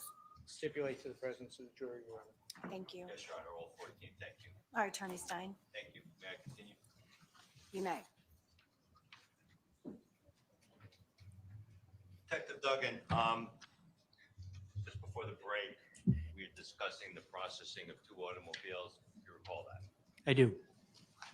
And I believe that you indicated that that was December the 4th of 2019, the time that you processed those vehicles. It was. Did there come a point in time following the processing of those vehicles that you once again became involved in this case at the request of the Ansonia Police Department? Yes. And do you recall when that was? December 5th. Would that have been the next day, now Thursday, December the 5th? Yes. And where Attorney Stein, I'm sorry, I just see you moving towards the Alamo. Before we do that, why don't we take care of moving those photos into evidence as full exhibits in the presence of the jury? Thank you, Your Honor. Thank So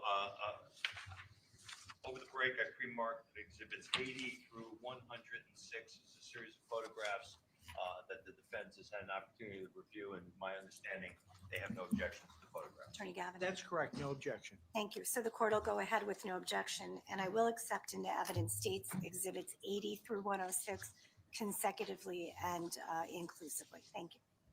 So I'm sorry. So we're now on Aw. Thursday, Thank you, December Bells. the 5th of 2019. Where Angel's here. I was gotta get your him. assistance requested at? At the Kiducation Center in Hamden, Connecticut. And did you respond to that location with other members of Central District Major Crime? Yes. And when you arrived at that location, were you made aware of plastic bags of items that they requested you to process? Yes. And did there come a point in time where, did you photograph the location of the plastic bags when you arrived? Yes. And do you recall where they were? Yes. And where were they? They were in storage bins within the facility. And at some point in time, did you remove those plastic bags from the bins? We did. And what did you do with the contents? We sorted them out on the ground. And did you just put them right on the surface of the ground of the warehouse? No, we laid out butcher block paper and placed the items onto the butcher block paper. And as you placed items on butcher block paper, did you give any corresponding markings to them? We did. And could you just describe that process? Basically, we looked through the items, and any items with a blood-like substance on them, we tagged and identified as evidence. And I realize you don't have your report from you. I mean, are we talking 1, 5, 10? Just give us a rough number. Several. Okay. We're just going to show you a series Yes. of photos. I've done it. I don't want to spend a lot of time on some of them, but is it fair to say that each one of these would be an item that you identified containing a red blood-like substance? Yes. Showing you what has been marked as states 80 as a full exhibit, can you tell me generally what you recognize this to be? Kids' toys. And did you, is there some placard numbers that are visible in this area? Yes, in the left-hand side of the photograph. And am I seeing placard 47? You are. And again, Oh, it appear, that's so sad. zooming in, for instance, on a blue Seeing her block at the toys. bottom, does that appear to be a red blood-like substance? It does. And there is a white Good object God. to its right. Does that appear to have a red blood-like substance on it? It does. I want to call your attention. Did you make an observation with regard to, does this appear to be a child's medication? It does. Cough syrup for mucus? Is that what this appears to be? Yes. Together, I'm looking, Your Honor, at a zoomed in on a plastic bag with a bottle of Zarbee's cough syrup and a spoon that appeared to be in a cellophane bag. Immediately to its left, do you Oh my see God. what appear to be components of a child's bottle? I do. What do you mean? Together with an item with the initials DM on it. Yes. Vanessa Morales. And again, a wicker basket that is present also in the photograph, So containing sad. books and a child, what looks like to be a ring toss component. Does this also appear to have a red blood-like substance on it? Yes. States 81. Can you tell me generally what you recognize this to be? I'll rotate it for you. I think It's a child's book and a collection of mail. And is this placard 48? It is. And again, is this mail, did this come out of those Kiducation bags? It did. And does it appear to be addressed to, so. I don't know. It seems like maybe was he trying to throw the stuff away and thought it was a trash and he threw it in that bin? I don't know, man. This is weird. Because the mail is in there. Like, I mean, I understand he was high as a kite, but like, way to trace it directly back to yourself. Like, I mean, that was God working if I ever seen it. But like, did he think it was trash? Was he trying to actually donate the shit? What was going on? Fawny, thank you so very much for the support. That was so very sweet and supportive of you. I really appreciate that. Fawny says, last night I made a soccer net on my wall in my complex from painter's tape, and for the kids outside, I can hear them using it now. Oh, that is so cool. That was so sweet of you. Wow, that's so amazing. I love to hear stuff like that. People doing good in the community. That was so sweet. Awesome. Christine Marie Holloway at the bottom right? It does.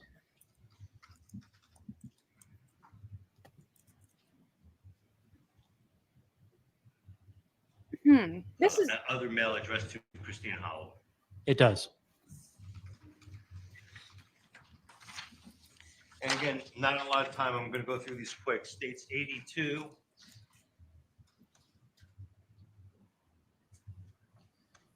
Appear to be some type of a stuffed animal. You've identified it as placard 57. Yes. Does it appear to have a red blood-like substance on it? Yes. the baby's toy. Lisa, we haven't got that far in the arrest affidavit yet that we've been reading through. Hey, Chaz. So I don't know if they'll mention it in court before I get a chance to read it or what. If not, we'll find out when they go to lunch and we read through the arrest affidavit some more.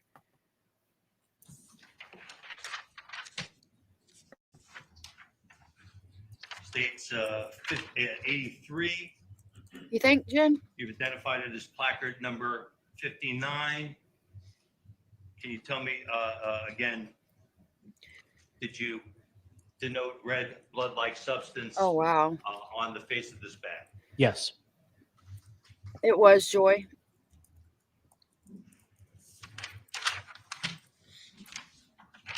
States 84. Appears to be placard number 66.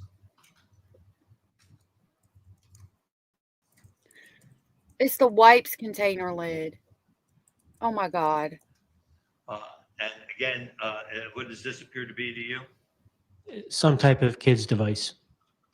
It's the Does it say white. Pampers on it? If I focus it for you? I Yeah. believe it looks like a wipes container.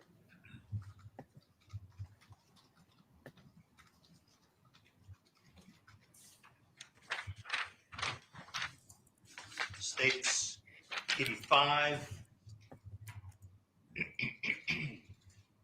Oh, that's the glowworm. Look. Oh my Again, God. Your placard number 67. Her glowworm. What does this appear to be to you? 2 kids' toys Right. with a blood-like substance on them.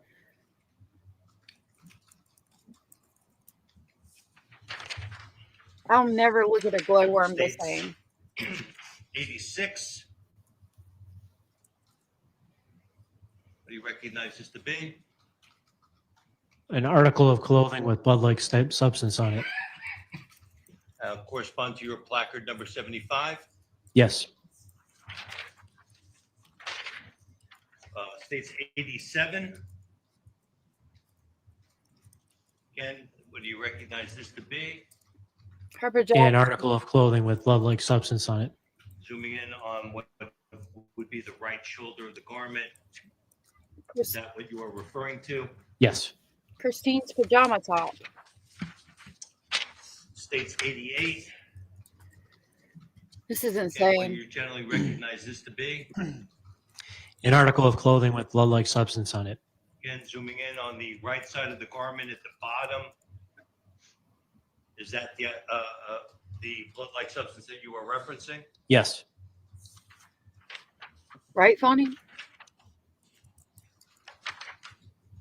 Boy, I hope not. Showing you what has been marked states 89 as a full exhibit. Can you tell me generally, do you recognize what this is?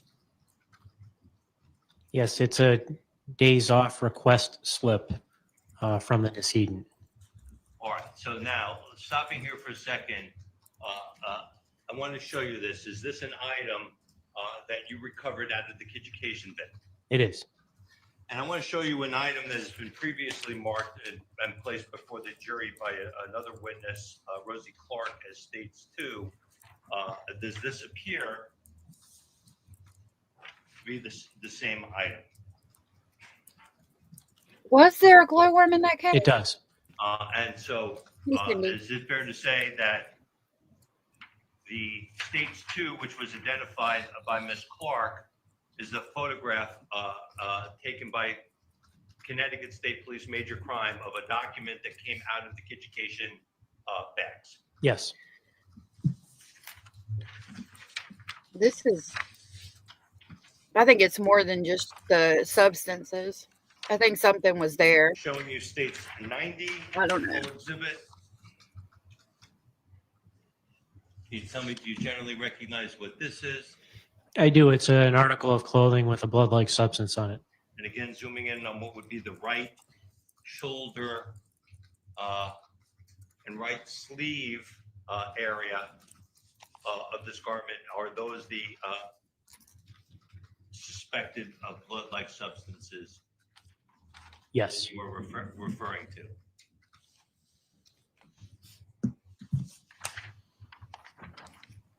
State 6. Lauren says, sorry, I've been listening on and off this week. Why are you all saying everything was clean? All I see are bloody items. Legitimately asking, as I must have missed something. Thanks. No, you're good. I think referencing trying to clean up the apartment. Because the officer said that there was an attempt to clean up. So yes, there was blood all over everything. He was high as a kite, so his attempt to clean up wasn't really clean, but that's what the referencing of the trash bags, cleaning items, gloves, carpet steamer, thing like that. I don't think he used a carpet steamer, considering he donated what he either thought was trash or something with everything covered in blood. I guess he attempted to clean up as much as you could, being high as a kite on PCP. Okay, love. I hope you have a good day, Blue Sapphire. 63 as a full exhibit. Can you indicate for the ladies and gentlemen of the Sure. jury what we are looking at 63 is a plastic bag. I'm I'm sorry, sorry to my interrupt. mistake, Your Honor. I'm Thank sorry. you. 91, it's Exhibit 91, Thank you. referencing placard 63. Thank you. What do you recognize this to be? It's a plastic bag, clear plastic bag containing several items. And did you open this plastic so. bag? We did.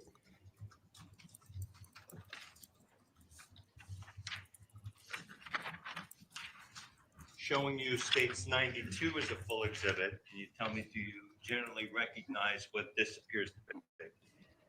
That's a white towel with several areas of blood-like staining on it, and that was found within the clear plastic bag. I'm just going to rotate this around a little bit and zoom in. Is this one of the areas of the red blood-like substance that you identified? It is. I want to show you what has been Tissue? previously introduced by another witness as states 19. And tell me, does this appear to be that same item? Was that skin tissue, y'all? Y'all, that's skin tissue. In a closer, Tell me I'm in a wrong. closer picture. It does. And would this have been a picture taken by major crime? Yes. That looks like skin tissue on that towel. Showing you what has been marked as states 93 Right, as Indy. a full exhibit. Can you tell me Oh my if you God. recognize what this is? Yes, that's a Y'all, that's the diaper pill he donated. Look how much blood is on it. That's insane. Like Irene said, he did all the cover up not on drugs. He won't admit it now that he's not on drugs. He had evil inside him long before the drugs. Yeah. He was high as a kite when he donated this shit, I think, that night. And then the next day when he was coming down is when I would suspect he did the cleanup. I mean, he put that diaper pill in a donation bin along with mail from the freaking house. Look at that diaper pill. I mean, it looks like it should be in like a haunted house, like for Halloween, you know, like where you go and like maybe there's a scary baby or something. Like that's the kind of shit you would see in that kind of, and it's real. That's what makes it so much worse. Look at that. That is a substantial amount of blood. Like Jesus. diaper genie device, and there's several areas of blood-like staining on the exterior of the device. Well, would be a My fair God. assessment to say it looks like virtually covered in blood-like substance. Yes. And was this within the plastic bags within the education bins? It was.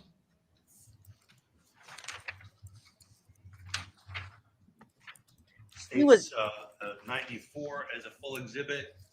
Can you tell me generally what you recognize this to be? It's an article of clothing with blood-like substance on it.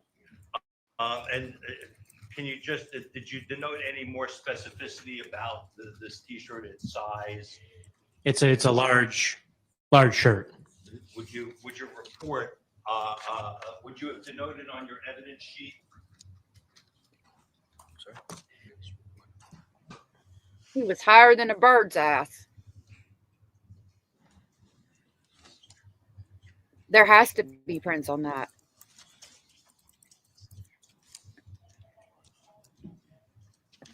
I know, poor Christine. Jesus. I keep thinking about like how scared she must have been, not understanding what's going on, worried for her baby. Like my heart really goes out to her family. And- Duggan, at the time They waited so that long. you are performing these tasks, are you writing reports commensurate with the Good question. activities that you're engaged in? Yes. And it is now almost certainly 5.5 years since this incident. With regard to what size this item is, do you have an independent recollection of what size that garment was? I do not recall. And is that information that you believe that you would have put in your report? Yes. And if you had an opportunity to review your report from 2019, do you believe that that would refresh your recollection? It would. Your Honor, may I approach the witness, please? May.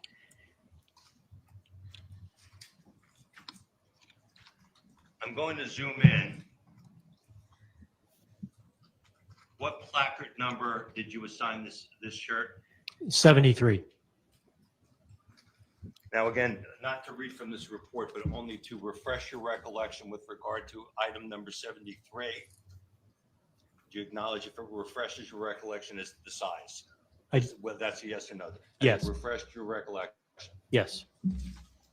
I've removed the report from the witness, Your Honor.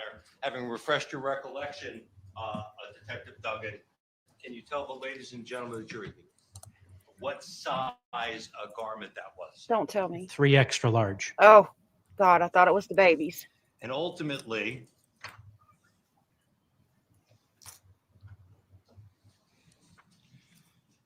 His shirt. with regard to this particular item, once you photographed it, what would you do with it?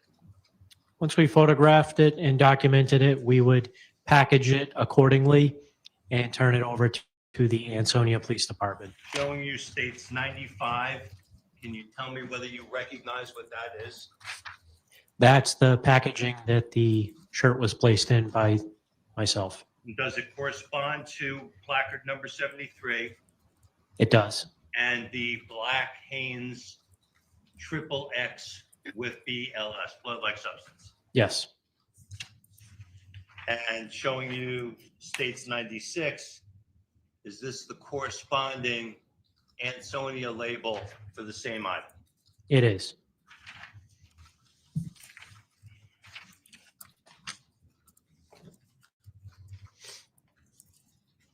States 97, can you tell me, do you generally recognize what this is?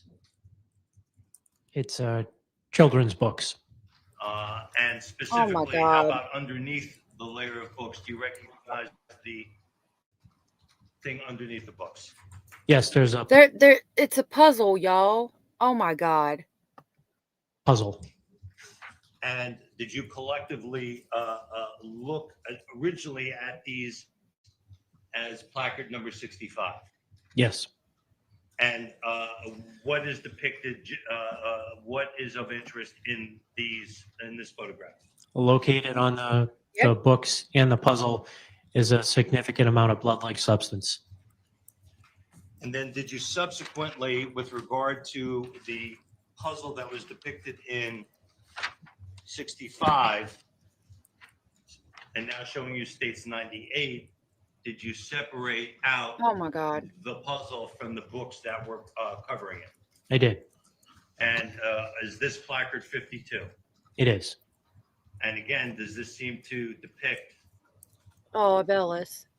a child's puzzle with a blood-like substance on it? It is. Oh my God. And with regard to the books that were depicted in the previous photographs and the puzzle showing you states 99, do you recognize what this is a photograph of? Yes. And what do you recognize it to be? That's an overall photograph of the puzzle and books and evidence packaging that those books and puzzle were placed in. So again, is this the same puzzle that had previously been depicted? Yes. And with regard to the books, again, at least the two books, Bath Time and Bible Readers, Oh, Three Stories really? in One, did these items have blood-like substances on them? A significant amount of blood-like substance Yeah. on them. And There's a were they lot. packaged in the upper left-hand corner of the photograph, this evidence packaging? Yes. Oh my God. Does it have the corresponding labels for the Connecticut State Police as well as the Ansonia Police Department on it? It does.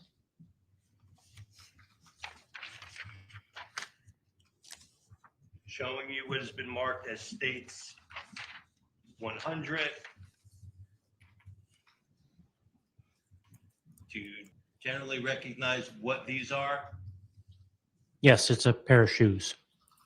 And do you recall there being a pair of sneakers within the education bins? Yes. And is this the corresponding label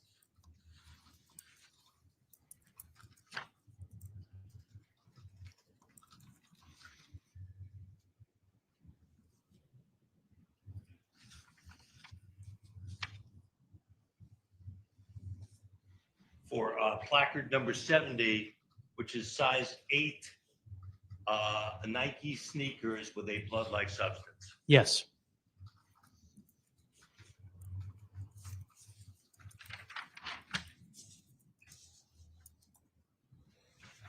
Showing you states 101.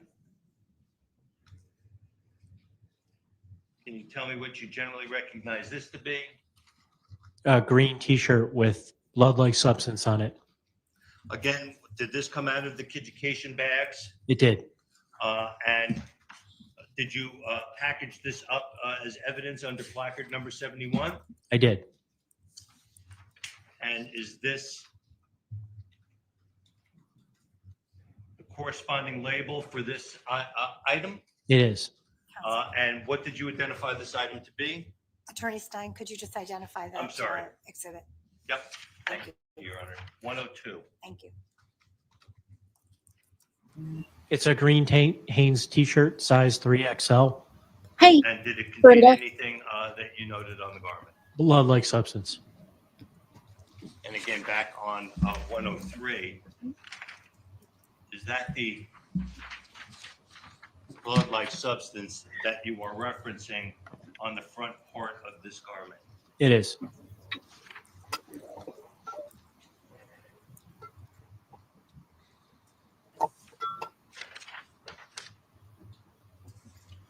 Showing you what has been marked states 103.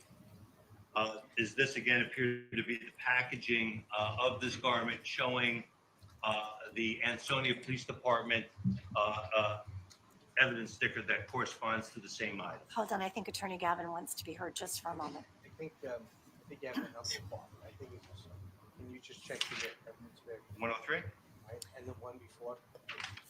Right? 102. I believe, yeah, I believe what happened, Attorney I went Gavin, back to a is he photograph. went back to the prior photograph of the green T-shirt, zoomed in, and then now we're on 103. Thank you. You're welcome. Again, 103,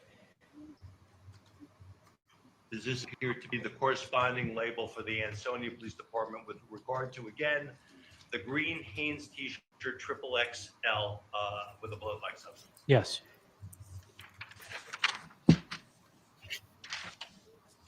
States 104, placard 51. Do you generally recognize what this is? I do. It's a pink-colored Croc with a blood-like substance on it. oh, here's the Crocs. It's a shoe. Crocs.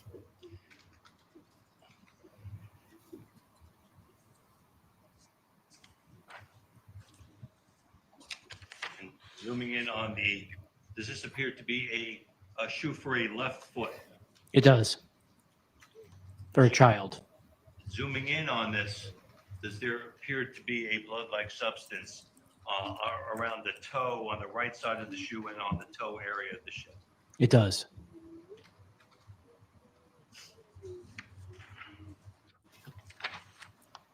Does this appear to be states 105, the corresponding label for placard number 51?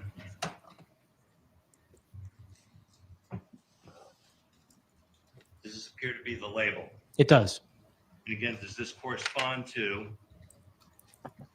Do y'all think the baby's still alive? Like with the blood being all over the items and things before we find out exactly whose DNA it is? Do you think the baby's still alive and that was her mother's blood? Or what do you guys think? Yeah, Joy. Pink Croc shoe size 2-3 with a blood-like substance on it. Yes. And showing you states 106, does this appear to be corresponding Ansonia Police Department label True, Hannah. for, again, that same item, the pink crock, size 2-3 with a blood-like substance on it? It does.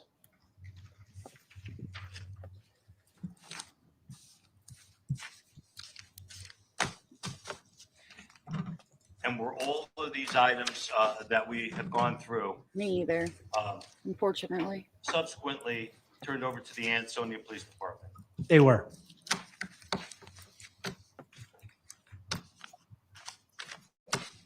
I have nothing further. Oh, here we go. Attorney Gavin. Hi, Detective Duggan. Morning. Good morning. How you doing? Almost afternoon. Sir, I just want to go through a few things with you. Did you do anything else in the course of the investigation other than what you told us in your testimony yesterday afternoon and this morning? No. Okay, so the last involvement that you had was up at Kiducation up in Hamden? Yes. Okay, and when you testified just now that you turned everything over to the Ansonia Police Department, was that all of the evidence that had been compiled by Major Crime? Hey, Linda. From what I know, the blood so far matches mom, but I don't know. I think if they had blood that was the baby's, that they would have charged him with her death. But I do think she's deceased. I think that there's just not a lot of blood or something. By state police, yes. Yeah, State Police Major Crime. State police major crime, yes. Okay. Oh goodness. And who'd you turn Sorry, it all Brenda. over to? Just various detectives. Okay, of the Ansonia Police Department. Yes. Right, so none of the evidence that Major Crime State Police collected was brought up to the lab for analysis, is that correct? Not on behalf of state police. That's right, yep. So you didn't take anything up to the crime lab up in Meriden for analysis? I did not. Okay, that's great. I'm going to start where we left off and just work our way backwards, okay? All Sure. right. So you went to Kiducation, and that was on Thursday, which would have been December 5th. Does that sound right? Yes, Okay. Now, when you got there, were other brother officers there? there were. Okay. Were the Hamden police there, for example? They were. Okay. And what had the Hamden police done upon your arrival? Secured the scene. Okay. And how did they do that, sir? They roped off the area. They roped off the area and they ceased operations at the plant. Okay. And there was crime scene tape perhaps in the middle of the warehouse? There was. Okay. And there were bins, rolling bins, is that correct? Correct. Okay. So I just want to go slow here so I understand. In these bins, were there bags that were in there? There were. Okay. And you and members of the state police went ahead and went through these bags, is that correct? Yes. Okay, and that was a variety of evidence. I think we saw probably 50 or 60 pieces of evidence that you Right, went through, Linda. correct? Correct. And you were looking for a blood-like substance on these Me too. on these items for evidentiary purposes. Correct. Okay, great. Now, just take me slow. How many bins were there? 3. 3 bins, okay, and they all had multiple bags within them? Correct. Okay. The items that we just saw, and I don't care if it's the blocks or the puzzles or the T-shirts or the shoes, were they all contained within a one bag in each bin, or were they mixed in together? Just describe for me how it was that you found them. Everything was mixed in together. Okay. Tell me what cross-contamination means. Cross-contamination means if you have one item within a package, it could contain blood-like substance. It could transfer to other packages Sure. or items. Sure. And that's forensic science 101, correct? Correct. Right? Okay. So all these items are mixed in these bags and they can touch one another, correct? Correct. And they can transfer the blood-like substance between them. Correct. Okay. And was that a concern of yours in regard to how you were marking the evidence and what the significance of the evidence was? It was. Okay. All right. And did you notate that in any of your reports? I believe so. Okay, great. Did you advise the Ansonia Police Department that you were concerned about cross-contamination? Yes. Okay. And that was do you remember a fellow named Detective Richard Esposito? Does that ring a bell? I do. Okay. Do you know him? Yeah. Okay. And you turn over evidence to Detective Esposito at some point? I believe for education we did. Okay, thank you. So the items that were in the bins were all mixed in together, and there's no question that you just testified that a variety of these items had BLS, blood-like substance. Yes. Correct? Okay. Now, did you do that presumptive test on the blood-like stains that were found on the variety of items? No, Okay. At Kiducation, you did not. I did not. Okay. All right. So I'll ask you about back at 6.5 Myrtle in a second. How long were you over there at Kiducation? A couple hours. Okay. And were there other officers there with you? There were. Okay. And was Sergeant Ralph Soda there with you? Yes. Okay. And I want you to just tell me, and I think you did yesterday, but refresh my recollection. You were assigned as the lead investigator, were you not? For the state police. For the state police, yeah. All my questions are only about the state police. Yes. Not about Ansonia or Hamden or any other law enforcement agency. No, I just want to make it clear that I didn't have any decision-making or investigative steps with the other departments, just the state police. I agree with you 100%. Okay, so no problem. When major crime comes in, it's not unusual for other law enforcement agencies to step aside and let you do your work. For the processing portion, yes. Sure. Okay. And just tell us what you mean by the process. So basically, the state police would come in and we would document the scene or the evidence areas as we found it. And then we would collect the evidence and then we would turn it over to the corresponding police department for further review and analysis. Sir, all of the photos that I'm just going to talk about Kiducation now, okay? All the photos. I that agree, you Jen. taken, you didn't take those photos. I did not. Right. Somebody else did. Okay. Some part of my team did. Okay, great. And really, if you look at all the evidence that was introduced between 6.5 Myrtle, the analysis of the 2 motor vehicles, and also Kiducation, you didn't take any of those photos. I did not. Okay, gotcha. So you were there for a couple hours up at Kiducation. You were concerned with cross-contamination of the BLS, the blood-like stains on the items that you recovered. Yes. Okay. And once you turn them over to the Ansonia Police Department, you really had no involvement with this case. Is that correct? Correct. Okay, gotcha.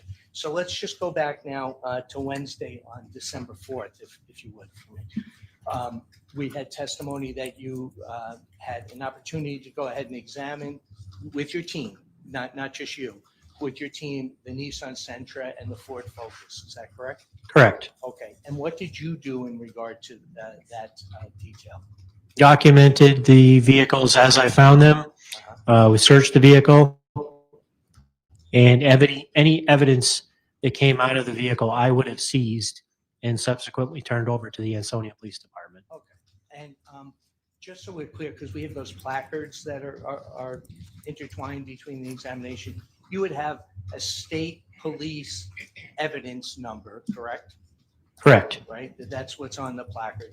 And that wouldn't necessarily correspond with what the Ansonia Police Department evidence number is. Is that Correct. They might be different. So it could be separate and distinct, correct? Correct. Okay, great. So you went, I think you told me you went to Truby and Bethany. Is that correct? Yes. For the vehicles? Okay, and where were they located when you went there? They were located in the garage. Okay, and just describe for us, is there a big garage up there? It's a big garage behind the barracks where we store evidence and vehicles. Linda said, I would rather be alone and love myself than be with someone who is evil. Why are these women so miserable being alone? Well, I mean, I'll relate myself to it.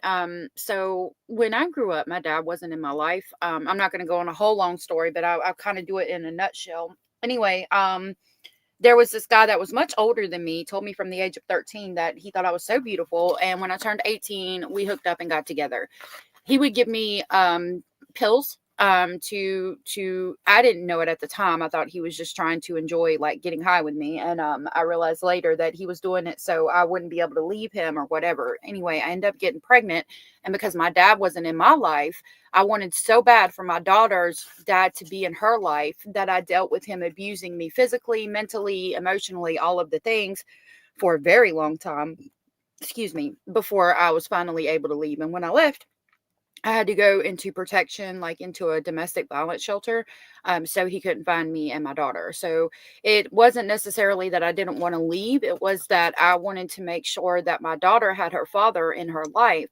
It took me a long time to realize that it was safer for her and myself for him to not be in her life. So, that's kind of what I think about sometimes. I love you too. Terrific. And did you go up there with the team as well, or were you just by yourself? With the team. With the team. Okay. And that's Farr and Conley and Weisner and Ralph. Oh my Yes. goodness. Okay, gotcha. And how You long were bet. you there? All day. All Oh, day? really, Okay. Indy? So I'm it took a long sorry. time to go through the vehicles? It did. Okay, gotcha. And was it still snowing out there on Wednesday, December 4th? I don't recall. Okay. Do you recall when you got there whether or not the vehicles had snow on them? They did not. They were inside. They were inside. Okay. But you can agree with me. The day before, when you were processing the scene at 6.5 Myrtle, it had been snowing that night. Funny. Sorry, I was eating a boiled egg. Funny, you need to work on getting out, sweetheart. It had been. Right? And there was photographs of the vehicle with a lot of snow outside. Yes. Yeah. Okay. Gotcha. So you went through the vehicles, and I think what it told us in regard to the vehicles was that you had first gone through the Nissan Sentra. Is that correct? Yes. Okay. And what evidence did you take from the Nissan Sentra? I'd have to look at my evidence report, but several items of evidence. Okay. Let me see if I can help you out. I don't mean to confuse you and spend 5 years. But you had a black contractor's bag in the trunk of the car? Yes. Okay, all right. Do you recall, as you sit here right now, was there anything in the interior of the vehicle, the passenger seat, the driver's seat, or the rear seats? Yep, Michael. Of evidentiary value that you recall seizing? Not that I recall seizing, but I do remember there was evidence from within the vehicle. Okay. Sounds like a lot of you have similar stories. I'm sorry that y'all went through that. It's hard. There's a lot of people who've gone through those kind of things, and I'm sorry to all of you. You're absolutely right, Michael. Michael said, oh, it just jumped. Hold on. Hold on. Michael said, sometimes, like in this case, they have children with the abuser. It's most dangerous when a victim leaves, no finances, top 3 reasons, right? That they stay, in my opinion. Victims stay in the relationship. Exactly. It's good to see you, Michael. Yes. Statistically, it takes 7 times to leave permanently. And I would leave. It got so bad to where I would go to my mom's house and I would stay there for a week. And then I would go back. And then I would go back to him for a week. And then I'd go back to my mom's house for a week. Like that went on for like probably a year before I finally left. Like, and each time saying, I'm done. I'm not coming back. It was ridiculous. I'm sorry. From within the vehicle, inside. Okay. And I'm just talking about the Nissan Sentra now. Yes. Okay, all right, great. Now tell me, also the Ford Focus was there as well, correct? It was. Okay, and were you able to identify what that vehicle was? Yes. Okay, what vehicle was that? That was the decedent's vehicle. Right, Christine Holloway's vehicle, correct? Correct. Okay, and was it registered to Christine Holloway? I believe so. Okay, but if you're not sure, just tell me. No, I'm not sure. Okay, you're doing the evidence review there. You didn't run the DMV registration check and all that stuff? No. Okay, great. So did you find anything of evidentiary value in the Ford Focus, the Christine Holloway vehicle? No. Okay, and you said you were there for a couple hours? Correct. Okay, now I'm going to take you back one more day, okay? Back to 6.5 Myrtle, and that would have been Tuesday, December 3rd. So if I understand correctly, early in the morning of December 3rd, Major Crime was contacted by the Ansonia PD to come to 6.5 Myrtle. Is that correct? Yes. And I think you would have staged yourself at one of the local barracks before you went over there, correct? Correct. Okay. And was that because you were waiting for a search and seizure warrant, court permission to go ahead and search through the premises? Correct. Okay. And what time did you get to the wherever your staging area was? I don't recall. Okay. Early in the morning? Early in the morning. Yeah. Okay. All right. And other brother and sisters officers came with you there, correct? Yes. Okay. Now, your job was Oh, to Linda, go how are ahead you? and look for evidence at Thank 6 you. and a half Myrtle. You guys correct? are too. Correct. Right? And the exterior of the house, the interior of the house, anything of evidentiary value. you Yep. were It'd be, interested in. it's Is hard. that correct? Correct. Okay. But the reality is, when you receive permission, lawful authority via the execution of the search warrant to go in, Ansonia Police had already been in there, Yes. right? You know that when you went there, the front door was kicked in, Yes. right? And you know that Lieutenant Barrera and, or maybe you don't know the names, withdraw, excuse me, sorry, that was inartful. Are you aware that officers from Ansonia PD had already gone into the residence prior to your arrival? I had. Okay, do you know who Lieutenant Barrera is? I do not. Okay, and how about Officer Nelson? I do not. Okay, so you don't know either one of them. When you arrived, did you see the front door was kicked in? I did. Okay, and were you advised what the observations were from the Ansonia police officers before you went in to go ahead and do your forensic testing Yes. and evidence collection as well, correct? Yes. You were aware that they went through the front door, Yes. right? You were aware that they went into the foyer area? I was. You were aware that they went into the kitchen area? Yes. You were aware that they went into the living room, correct? Yes. And you were aware that they went into the bathroom. Yes.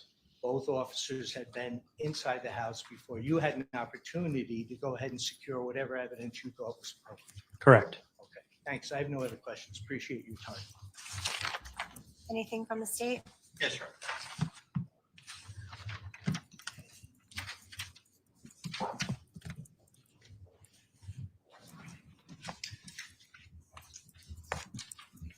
Detective Duggan, with regard to attorney, I'm sorry, can I just retrieve the photo, please? Sir. Hey, Amanda. Thank you for saying thank you. Probably at Bellis this morning. I think I called your name out then. Good to see you. Always got to be a sidebar.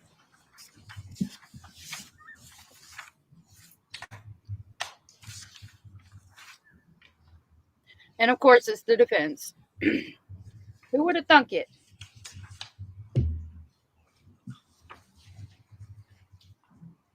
Who would have thunk?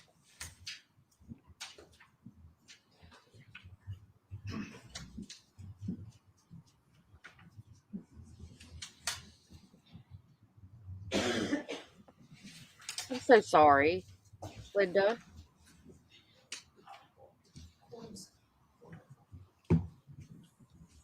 Yeah, it's hard.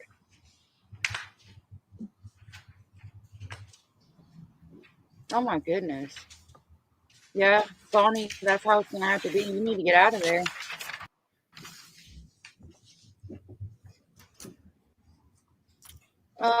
Um, Do you recall on cross moments ago, Detective Duggan, that attorney Gavin was taking you through items that are commingled in some of the bags that were recovered from Education? Yes. And he took you through a series of questions regarding transfer of the possibility of transfer from one item that has blood onto another item that has blood in the same bag. Yes. Which he referred to as cross-contamination, and which you had apparently denoted in a report to Detective Esposito. Do you recall that? Yes. Cross-contamination and transfer, are those synonymous words? I believe they're different. Okay. So cross-contamination, what is your understanding of what cross-contamination would be? Cross-contamination would mean that, well, in my opinion, that an item was manipulated and oh goodness. transferred evidence to another item inadvertently or advertently. Okay. And transfer, with regard to yesterday, I was showing you states 41, a body with blood in its hair that comes into contact with a wall such as this and we had a series of objections yesterday, but with regard to did you describe this as a transfer? That's a transfer. Mima, I'm sorry if you broke your arse. Car, I'm sorry if you've done that as well. Brenda, that should be the link to buy membership if you want one. Where something that has blood in it is transferred from one place to another? Correct.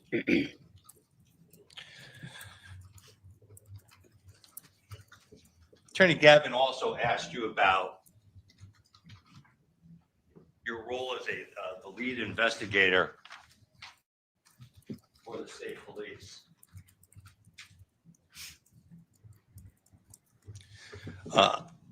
I believe your testimony yesterday was the members of your team, consisting of, I believe it was a sergeant and 5 detectives there, worked together as a team. Was that your testimony yesterday? Yes. And you have described for us your role in that as processing items of evidentiary value that the team identifies. Yes. And Attorney Gavin asked you about, but you didn't take any of these photographs. I did not. Were those taken by other members of your team that you were working with? They were, and I was present when those photographs were taken. So did you have the opportunity to see all of these items that have been depicted in the various photographs with your own eyes in the places that the photos were depicted? Yes. Does your memory of any of these items in any way substantially different than any picture that we have seen? Objection, Your Honor. What his memory is and what the evidence is are 2 different things. So the evidence Here we speaks for go. itself. I object to the form of the question. All right. The form of the question, I understand the question to be, does his memory as he sits here today depict what? Or is as different the than what is item as depicted what is in a depicted the photograph? photograph? Yes, Your Honor. All right, I'll allow it overruled. No. Now, on direct, I asked you about the contractor bag that was in the trunk of the Nissan Sentra. Do you recall that? Yes. And Attorney Gavin asked you about other things that occurred in the interior of the car. Do you recall that? Yes. And do you recall whether you swabbed certain interior portions of the car? Yes, we did. Did you swab, for instance, the gear shifter knob and the brake and gas pedals? Yes. And based on your experience, would it be unusual, withdrawn, were you aware that the Nissan Sentra was registered to Jose Morales? Yes. Would it be unusual if a swab of a gear shifter or a brake pedal or a gas pedal, would it be unusual not to find DNA associated with the registered owner of the car on those items? Objection to the form of the question. It calls for speculation. It's not relevant to this proceeding. If he has the knowledge. Do you have the knowledge? A car that is registered to somebody, would it be your expectation to find their DNA in the interior of the car? Yes. To the form of the question, the interior of the car is very, very broad. He's asking about a gear shift lever, a brake pad, a gas pedal. It could be panels, it could be windows. It could be roof. These were all invited by direct, Okay, or cross rather. first of all, the objection is overruled. Thank you. Speaking objection, be careful with that, Attorney Gavin and Attorney Stein, you may Thank you. proceed. Once again, since there was an objection to the question, would it be unusual to find the register's owner's DNA on things such as a brake pedal, gas pedal, or gear shift knob? I would expect to find it there. And likewise, if a registered owner had a family, would it be unusual to find their DNA in the interior of a car family members of a registered owner. I would expect to find it there. So simply because the Connecticut State Police takes swabs of things, does every swab you take necessarily have evidentiary value in a case? No.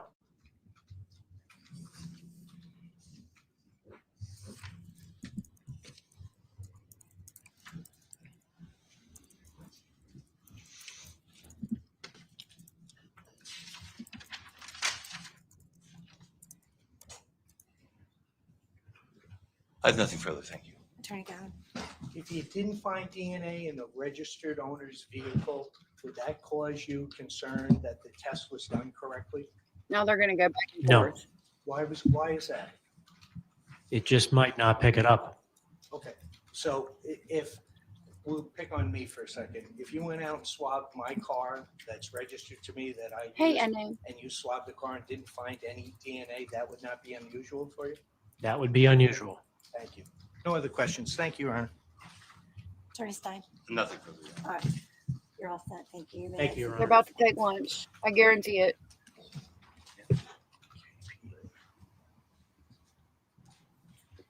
They argue back and forth because Attorney Stein, is the state ready to proceed with its? Attorney Durso is going to call the next witness, Your Honor. Thank you. I'm gonna Attorney slide Durso. co-pilots. Thank you, Your Honor. State will call Jennifer Nelson to the stand. Okay, thank you. Do you have some items? Yeah, why don't you?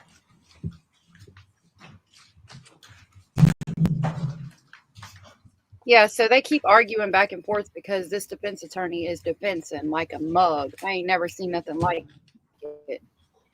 Causing a lot of drama in this case as well, as if there wasn't already enough with her damn brain being removed. It is like a bunch of toddlers in this court.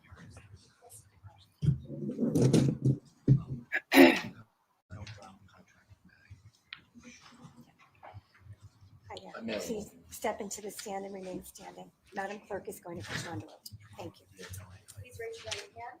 Do solemnly swear, solemnly and sincerely affirm, as the case may be, that the evidence you shall give concerning this case shall be the truth. Bellis is the always whole so truth, and nothing sweet. but the truth, We so love help you her. God, or upon penalty of perjury. I do. Please state your full name, spell your last name, and state your business address for the record. Sure. Jennifer Nelson, Nelson,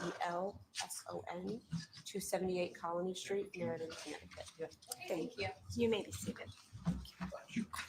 Your Honor, should we approach for a second? Oh, God almighty. Give me one moment. He's going to object to the damn witness. Watch her be like a medical examiner or something. Lord of mercy.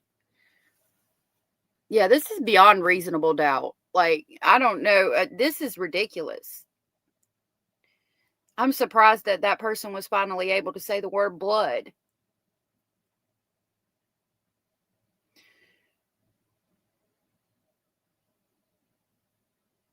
She's listening. She's like, what did I do?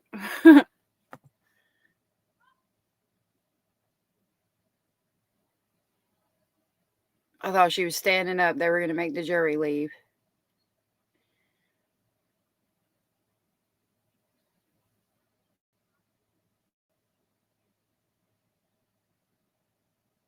I wonder what she does. He's objecting to it.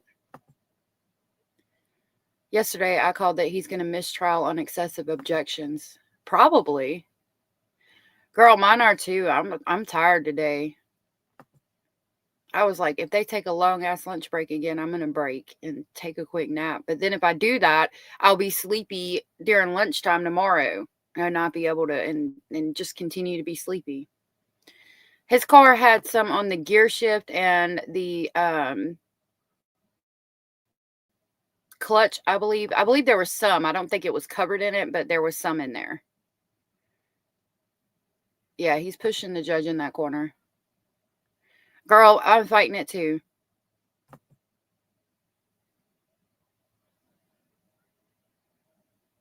So they're asking her questions that can't be aired, I suppose. Probably about credentials or something like that, if I had to guess. This defense attorney is something else, though. My goodness.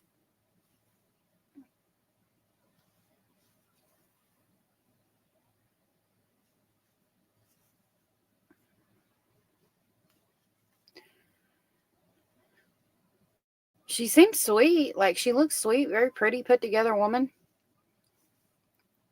I want to know what she does. I want to hear from the medical Sorry, examiner. keep your voice up. Thank you, Your Honor. I apologize. Again, can you tell us about your educational background?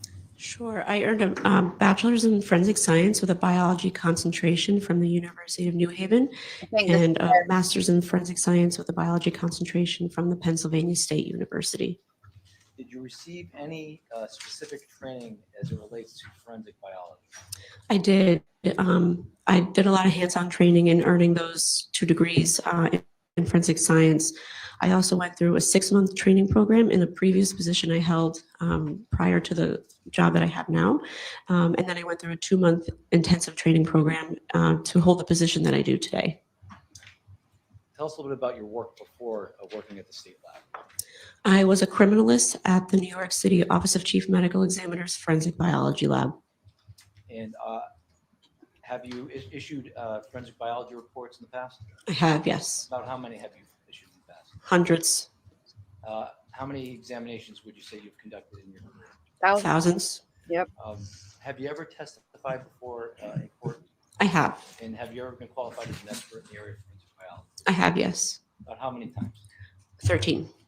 And in what courts have you testified? Several, including New Haven, New Britain, New London, Danbury, Bridgeport, Hartford. Have you ever testified outside the state before? I have not. Your Honor, I would offer this witness as an expert. You may, did you wish No to be heard objection. or extend voir dire? No objection. Thank you. You may continue. Thank you, Your Honor. Now, Ms. Nelson, could you tell the ladies and gentlemen of the jury what is forensic biology? Forensic biology is the use of biological procedures or principles that can be used as an application to matters of law, and when it comes to examining evidence in criminal cases.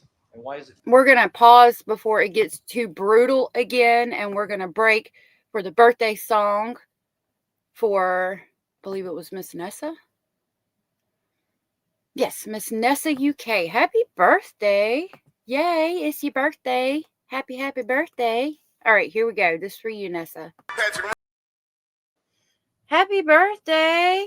I don't know if y'all noticed, but in that clip, it's Basil jumping. That's what he does. He'll come in here and start running like he's a track star in the morning on the bed. I know some of y'all say y'all hadn't seen him. I put him in that video jumping. Happy birthday. Happy birthday. All right, we got to get back to serious now. Is it important? It's important because it can be used as an investigative tool to law enforcement with a chance of helping them determine the possible circumstances surrounding the commission of a crime. Can you tell us what serological testing is? Serological testing, as it applies to forensic biology, is just a way for us to test for the presence or possible presence of a body fluid on a particular item, and that would include blood, semen, or saliva. And when you're testing for these items, are there controls that are used? Yes, controls are used in all of the tests that we run. And can you explain what those are? Sure. A control is a known sample that is used to determine if the test is working properly. And this is important because if the test is not working properly, then we cannot use it with casework samples. And how do you read the results when you run these tests? Usually it's just a visual observation that we're making. Oftentimes it's a color change reaction that we're observing. And what types of results do you get when you run these tests? We can call something positive, negative, inconclusive, or failed. Now, will the lab perform testing for the state or the defense? Anybody that asks you to run these tests? Yes. And can you please speak to how evidence is submitted to the lab?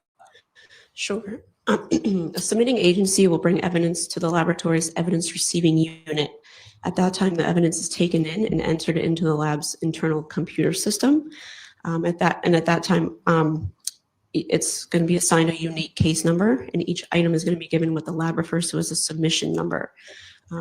A barcode is then generated and printed and put on each of the items of evidence so that it can be scanned as it moves throughout the laboratory from person to person or from location to location. So when somebody accesses that particular piece of evidence when it comes into the lab, they have to sign it out, so to speak? Essentially, yes. And the purpose of that is for what? It's for the chain of custody so that it can remain accurate. Now, did you perform testing in relation to evidence seized by the Connecticut State Police as well as the Ansonia State? Oh, Ansonia yes, I'm Police sorry, Department love. in this, related to this case? Yes, And did you generate some reports with regards to your findings? I did, yes. Now, what examination did you perform in this particular case? So in general, all the items that were examined were, the typical course of action is to do a visual examination on every item and start a documentation, which could include handwritten notes and photography. And then depending on the item itself, the circumstances of the case, or any particular request made forward by the submitting agency, then tests can either be done to determine if there's a potential body fluid. Other samples could be collected from this item if there are other areas of interest on it. And then DNA samples are prepared and forwarded on for further testing. And with regards to the protocols you mentioned earlier, did you follow those protocols in this particular case? All examinations that were done were following laboratory protocols, yes. Now, when you get an item into evidence, an item to examine, that has blood-like substance on it, what examinations do you do with regards to that? So if there's something that we observe that looks like blood on it, there's a test that we can run to determine if blood might be present on that item. Is there anything else that you normally do in your examination after you test for blood-like substances? We could collect other types of samples from an item that what we refer to items or areas of interest on an item that might be something other than a body fluid. And then any samples that we get that yield a positive result or other samples we collect, we can forward for DNA testing. Would you referencing like touch DNA? Is that what you're referencing? At the time that this case was examined, we did refer to it as touch DNA, yes. Now, would items normally be examined for latent prints? It depends on the request of the submitting agency. And if you were to examine an item for latent prints, would that be done before or after your swabbing for blood? Brenda, you okay? The blood-like substance we will typically get first, as long as we can consult with any latent print examiners to see if a collection of a blood-like stain might interfere with their examination. If it does not, we prefer to collect any blood-like substance first before it gets forwarded to them for their examination.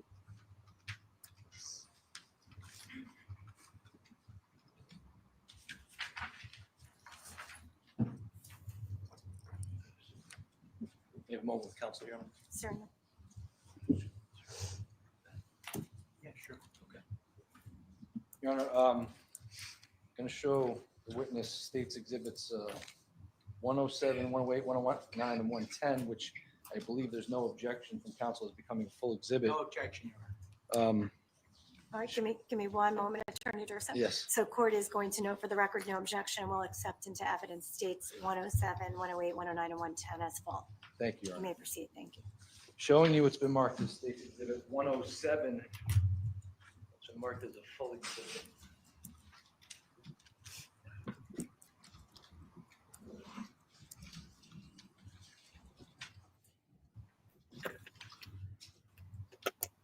Can you see states 107 there? Yes. Do you recognize 107? I was not actually the person who examined this particular item, but I can recognize that it has a laboratory generated barcode on the packaging. Okay, now, is this the laboratory barcode that you referred to in the chain of custody that you were explaining to the ladies and gentlemen of the jury? Yes. With regards to this particular item, I'm going to show you what's been marked as States Exhibit 108.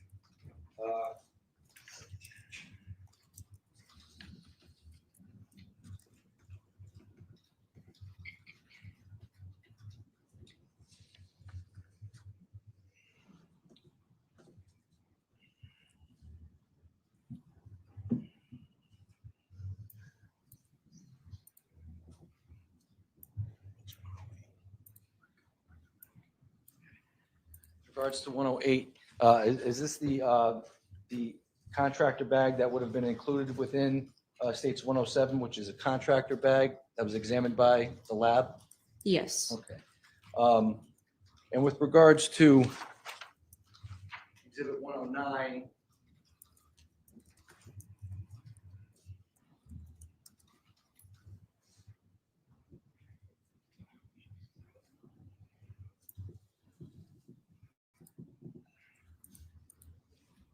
want to direct your attention to submission 4-1. Can you tell, ladies and gentlemen, the jury, what, if any, examination was done on submission 4-1, which is depicted in States 109? So the submission was actually 4. The contractor bag itself is considered to be submission 4. Number 4-1 was actually a reddish brown stain that was collected and tested by the examiner who conducted this exam. And were you able to determine what, if any, result was yielded as a result of that examination? Yes, the examiner performed a presumptive test for blood, which basically Brenda, thank you for becoming a member. That was so sweet and supportive of you. I really appreciate that. I'm going to grab the crazy train and pick you up on the way to Speculation Station.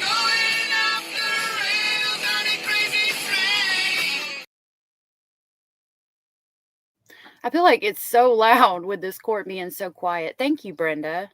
And welcome to Speculation Station. Thank you so much. I appreciate that. basically indicates to us the possible presence of blood, and she did receive a positive result with this test. In submission 4-2, which is on the upper, I guess, middle of the exhibit 109, circled to the left side where it says BLS 4-2. Can you please tell us what test, if any, was run on that particular portion of this particular piece of evidence? Yep, the same test, our presumptive test for blood, which with this particular sample, which was 4-2, yielded a positive result also. And once those tests are performed, are those results kind of shipped off the DNA? Typically, yes, or in this particular case, yes. I want to show you State's Exhibit 110.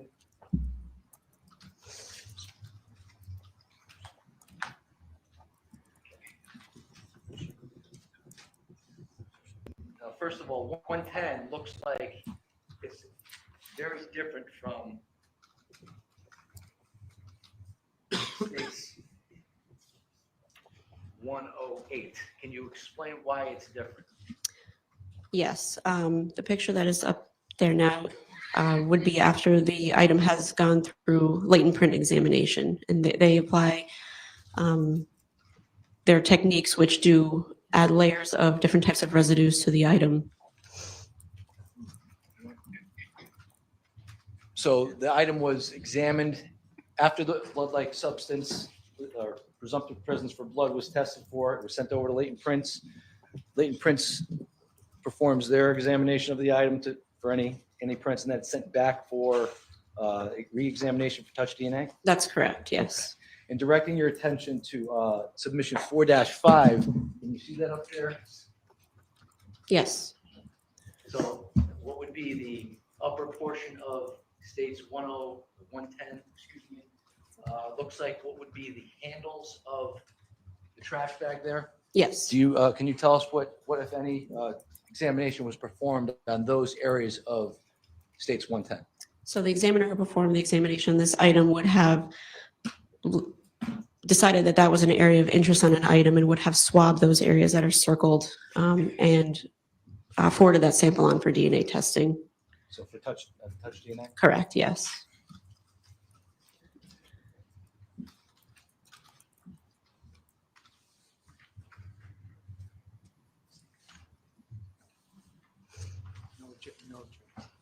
Your Honor, the next items that I will be referring to, and there's no objection from counsel, is items 111 or 111 through 117. There's been no objection. No objection, Your Honor. Thank you. Thank you for making the record. All right, so court will accept into evidence states 111 through 117 as full.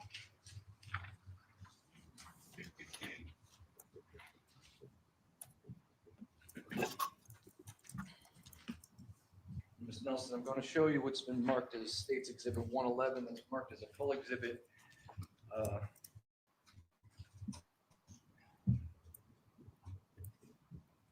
You recognize 111? Yes, And 111 again has a barcode from the lab in relation to this case, yes, and it's referred to as submission number 16. yes. These are Nike sneakers size 8. And who performed the examination with regards to submission number 16? It was me. And going to direct your attention to states 112.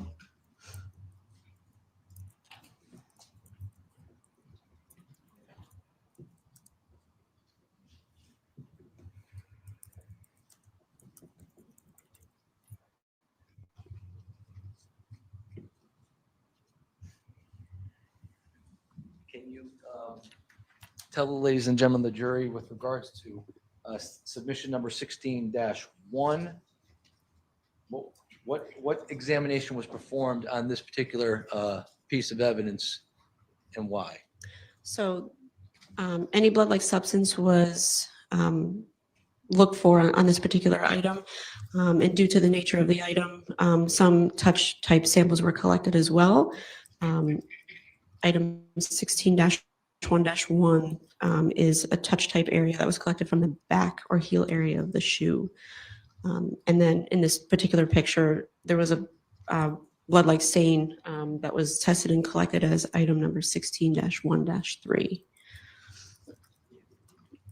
And again, states 113, is this showing the area of 16-1-1 that you examined on this particular piece of evidence? Yes. And what examination did you actually Love y'all too. perform on 16-1-1? So 16-1-1 is just a sample that was collected from the back heel area of the shoe. And with regards to 16-1-2, which is States Exhibit 114, what examination did you perform with regards to the inside of that shoe? Again, it was just another a swabbing or a sample that was collected from the interior areas of the shoe to, with the potential of identifying in DNA at least who may have worn that shoe. So maybe you're looking for touch DNA in addition to maybe blood-like substances? Not really blood-like substance for this. Blood-like substance would be avoided for these types of collections, but this is a sample we would refer to as wearer, to an attempt to identify who may have been wearing the shoe. Okay. Going to show you States Exhibit.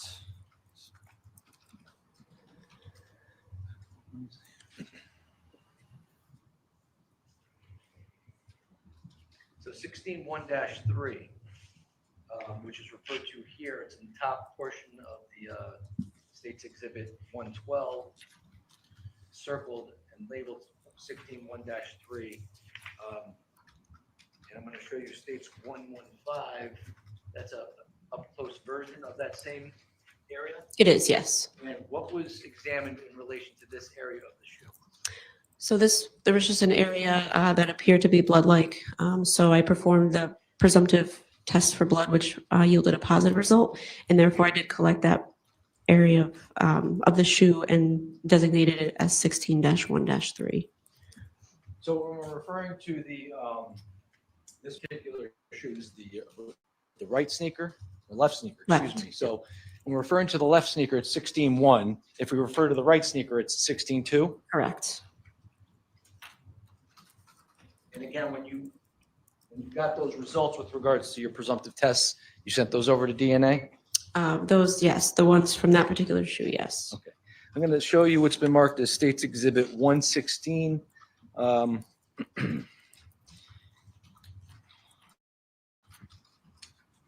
you tell us what was examined? This is submission 16-2. This would be the right sneaker. Yep, it is the right sneaker. The same type of examination was conducted on this particular item. It was visually examined to determine whether or not there was any blood-like substances present, and as well as to collect those other areas of interest or touch, as you can see in the photo there as well. And with regards to 16-2-1, this back area here of the shoe depicted in States Exhibit 116, circled. It is unhealthy to hold your pee. Circle. Getting rear part of the shoe, UTIs. and the bottom part of the picture is the circle on the rear part of the shoe. What, if anything, did you swab there I did swab the back heel area, yes. for touch DNA? Correct. I'm going to show you States 117, which depicts the sole portion of that same shoe, correct? Yes. And it says 16-2-2. What examination did you perform with relation to that area of that shoe? I visualized that it was blood-like substance, so I again performed the same blood test that I have been mentioning throughout, yielded a positive result, and then collected that sample.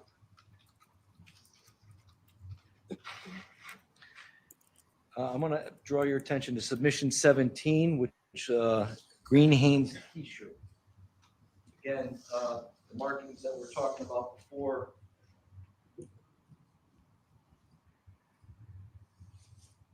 Attorney Durso, before you hone in Oh, I'm on that, sorry. if you could just give us the state's exhibit number. 118, 119, 120, and 120. 118. So we're referring to 118 right now. It's 118, 119, 120, 120, 122. Okay. Just as you published it, if you could just let us know which one. It's okay. So this is 118. So Attorney Gavin, I just want to get you, I got the fact that you had no objection to 117 through 117. Have you seen 118, 119? If I could, Okay, thank you. thank you.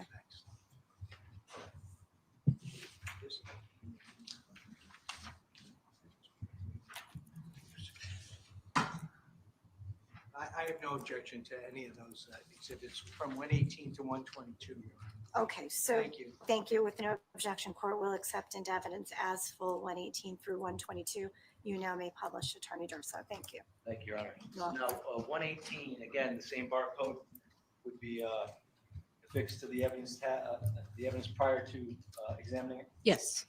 And this is submission 17, which is a Green Hanes T-shirt. Did you examine this? I did, yes. And in relation to the Green Hanes T-shirt, the areas of interest that I want to talk about, 17 dash, well, let me ask you this.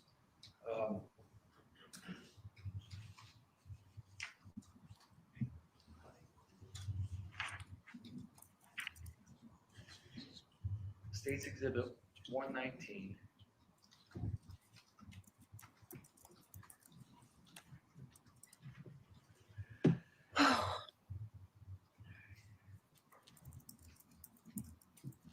So there's submission areas I love our chatters. I love our on this silly particular piece family. of evidence.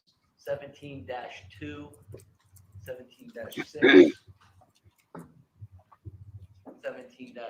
Can you tell us what those areas were examined for? Sure.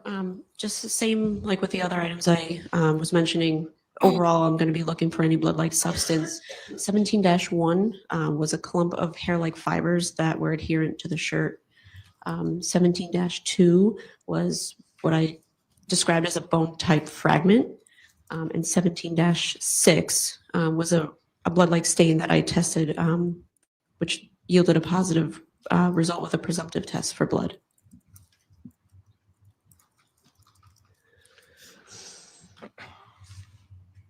Oh, really, Genevieve? I didn't know that. Showing you State's Exhibit 120.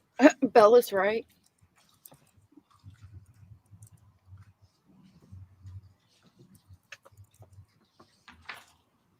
With regards to 120, did you examine submission number 17-4? And if so, what examination was performed and what were the results? Sure. 17-4 was actually a sample I collected from the interior back left sleeve of the shirt. It was what we would refer to as a wearer type DNA sample. Normally, we would collect a sample like this from around the interior collar, but because of the blood-like staining around that area was not possible.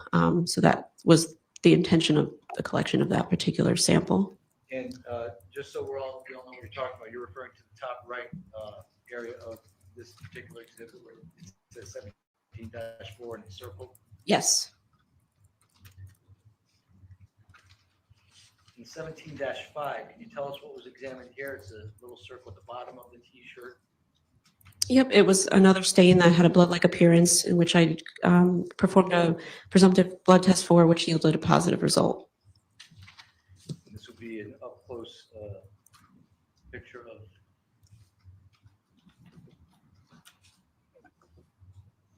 what you're talking about. Yes. If finally 17-6, this is exhibit 122.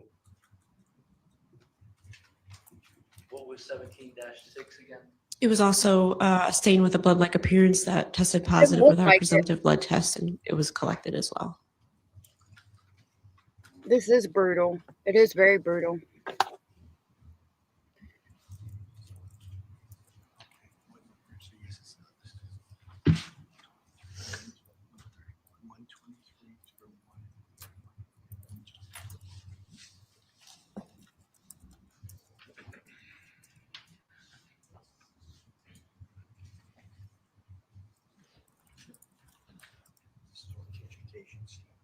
Oh goodness, overprotected. Your Honor, I've had a chance to look at exhibits 123 through 131, and I have no objection to those being introduced. Okay, court, thank you, Attorney Gavin. The court will go ahead and accept into evidence as full exhibits, states 123 through 131, no objection. Thank you.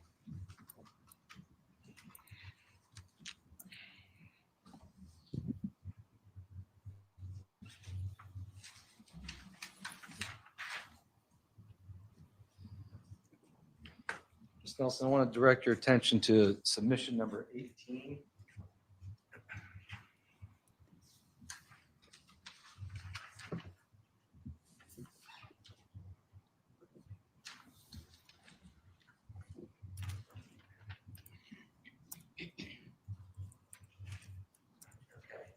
Can you see submission 18?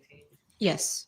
So again, barcode with the corresponding submission number affixed to the outside of the packaging prior to your examination. Yes. And this particular piece of evidence, do you recall what it was? Yes, it was a puzzle and several books. Showing you it's been marked as State's Exhibit 124.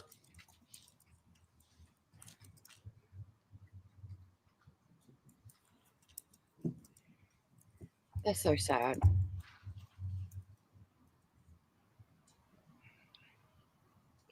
Hey, Tody, happy Wednesday. Good to see you, love. Can you tell us what we're looking at in Exhibits 124 here? So this is the entire contents of submission 18 as I received it. The top A name here, I noticed when they showed the picture of her in the bathtub naked and deceased with her brain removed, everybody had to turn away and he just stared at it. Didn't have no reaction whatsoever. top photo is what I would refer to as the top surface of all the items, and then the bottom photo is the opposite, or bottom surface.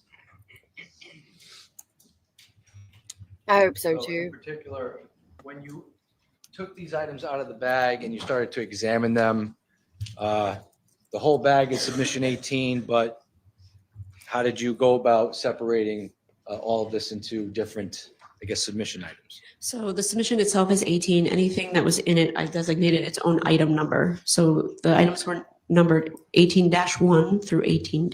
I'm going to show you State's Exhibit 125. Can you see 125? Yes. Now, this is submission 18-1-1. Well, for all intents and purposes, we're referring to the wood puzzle. This is the wood puzzle, yes. Okay, and in regards to this particular item, I want to direct your attention to 18-1-1, 18-1-2. Did you perform any tests on those two areas of this particular exhibit? I did. I did perform the presumptive blood test on both of those stains, and both yielded positive results. When you say both those stains, you're referring to the stains that are circled here, and there's a line that goes Right, Hannah? connecting it to 1-1 Bad. and 18-1-2. Yes, that's correct. And what were the results of those examinations? They were presumptively positive for the presence of blood. Now, I want to direct your attention to State's Exhibit 126.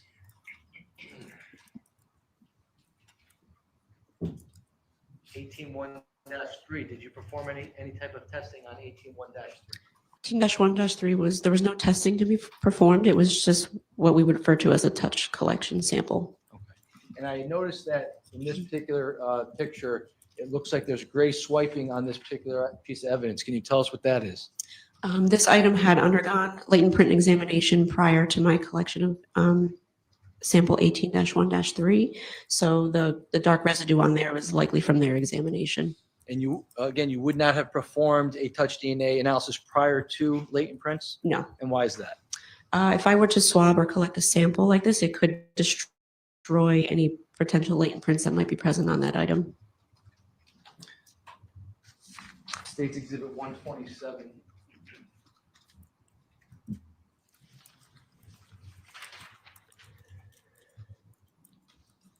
(18-2-1). Did you perform any examination on this particular piece of evidence there? Yep, and 18-2-1 was visualized as a possible blood stain. Our presumptive blood test was performed on this stain, which yielded a positive result. And do you know if this particular piece of evidence was sent to latent prints prior to any other further testing? It was. Okay. Showing you states 128. Directing your attention to 18-2-2. Well, first, let me ask you this. The book looks a little different now, right? Yes, Because it came back from latent prints. that's correct. 18-2-2, is this the area that you examined after latent prints? Yes, 18-2 was the sample that I collected after latent print examination was conducted.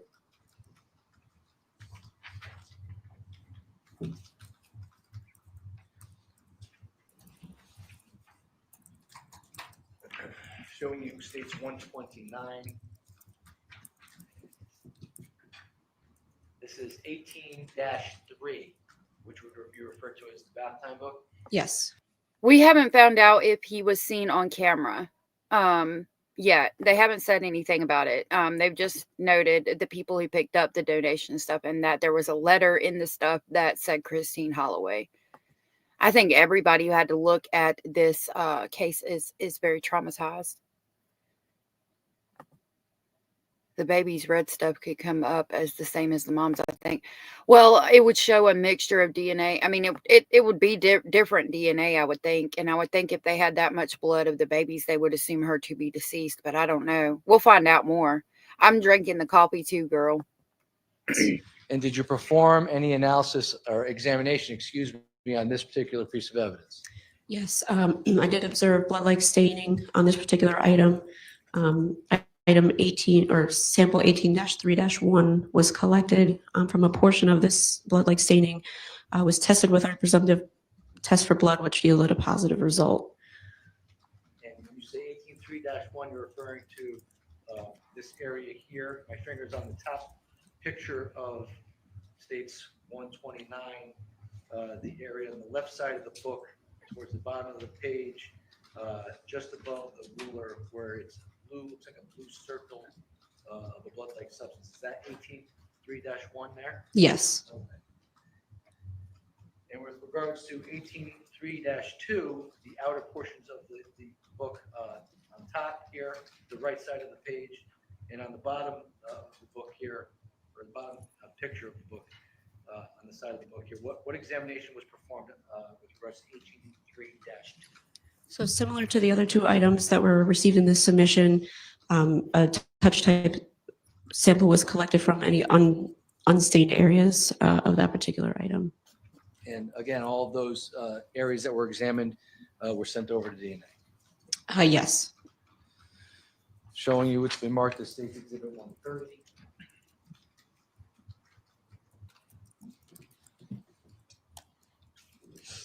Did you perform any examination Super on Ro. this particular submission 18-4? Yes. Can you tell us what examination you performed? Sure. So the book was also examined for the presence of potential blood-like stains. I did identify one area which I did test, which yielded a positive result with our presumptive test for blood. And then a touch type sample was collected from all the unstained areas as 18-4-2. And the area that you referred to as presumptive positive for blood, that would have been 18-4-1? That's correct, yes. And 18-4-2 is the area for touch DNA. Yes. 131, submission number 18-5, which is it's a rainbow book. Again, did you perform any presumptive blood tests on this submission? I did, yes. And what area did you perform that blood test? I did in 2 locations, actually. One of them I refer to as a faint reddish brown stain, which did yield a positive result, and I collected that sample as 18-5-1. And there was a second area that I described as being reddish, which actually yielded a negative result for our presumptive test for blood, and I did not collect that area.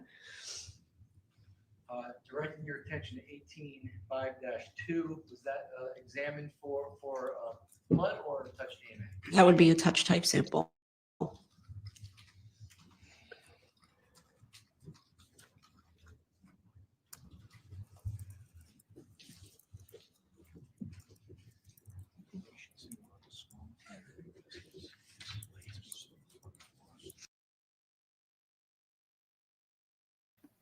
Oh, what did they do? Come on now. What the Sam hell?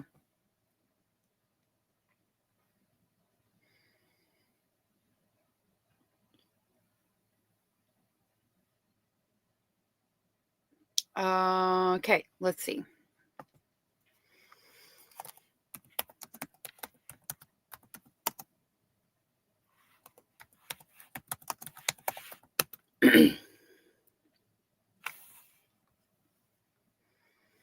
That one's not live right now because for some reason it got cut. Let's see if this one's on.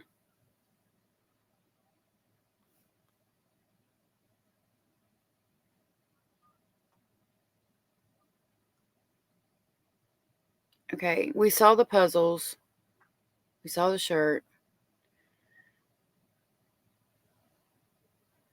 I think we were like, It was what we would refer to as a wearer type sample. Exhibit 130. I'm going to go back to the puzzles.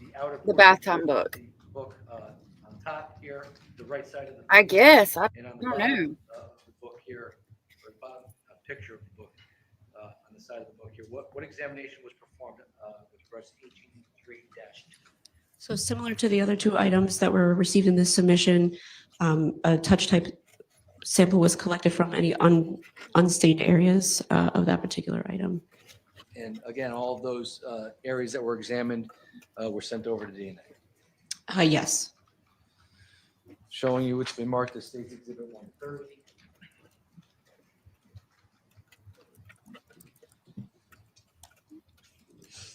Did you perform any examination on this particular? We were about right here, right? 18-4. Yes. I was listening. I didn't see all of it there. Sure. So the book was also examined for the presence of potential blood-like stains. I did identify one area which I did test, which yielded a positive result with our presumptive test for blood. And then a touch type sample was collected from all the unstained areas as 18-4-2. And the area that you referred to as presumptive positive for blood, that would have been 18-4-1. That's correct. Yes. And 18-4-2 is the area for touch DNA. Yes. 131. Yeah, I don't know what that was about. 18-5. They're at lunch, so maybe that's why. I don't know. It's a rainbow book. Again, perform any presumptive blood tests on this submission. I did. Yes. And what area did you perform that blood test in? I did in 2 locations, actually. One of them I refer to as a faint reddish brown stain, which did yield a positive result, and I collected that sample as 18-5-1. And there was a second area that I described as being reddish, which actually yielded a negative result for our presumptive test for blood, and I did not collect that area.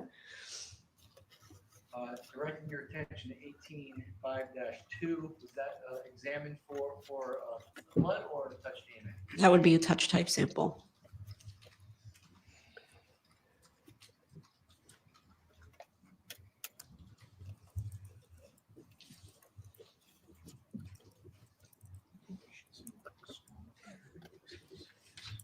Yeah, it wasn't juice. I don't know the classic one. Y'all, I'm cutting out.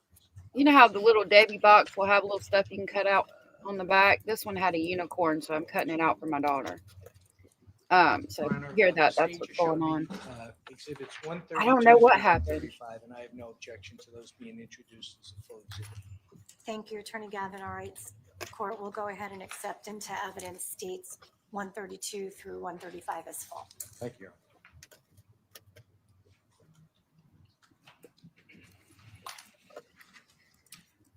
direct your attention to submission number 19.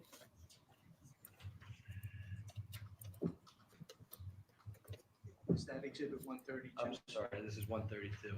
Thank you. Submission number 19, which is identified as submission number 19. Again, the barcode associated with this particular piece of evidence. Yes, I recognize that, yes. And did you perform any examinations in regards to this particular piece of evidence? I did, yes. And what kind of examinations did you perform in relation to this?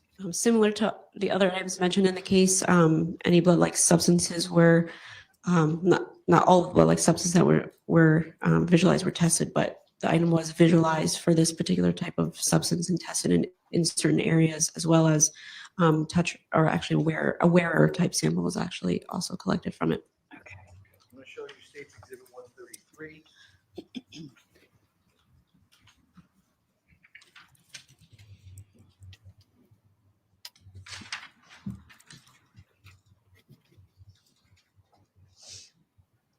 That had fish in it. Oh my goodness. Okay, can you see that? Yes. It says 19-1. So this is submission 19-1 is the area of the collar of the shirt. That's a sample that I collected from that particular area on the item. What sample did you collect? What was it? It was what we would refer to as a wearer type sample. Exhibit 134. This would be submission 19-2. Can you tell the ladies and gentlemen of the jury what, if any, examination you performed on this area of the exhibit? So 19-2 was visualized as a potential blood stain that might have potentially been blood. I did conduct a presumptive test for blood on it, which yielded a positive result. But also within that stain, there was what we refer to as tissue-like material that was collected with the sample as well. Exhibit 135. Directing your attention in 19-3. What examination was performed in this area of this piece of evidence? I found a stain that could potentially have been blood. I did the laboratory's presumptive test for blood on this particular stain, yielded a positive result, and then did collect that stain.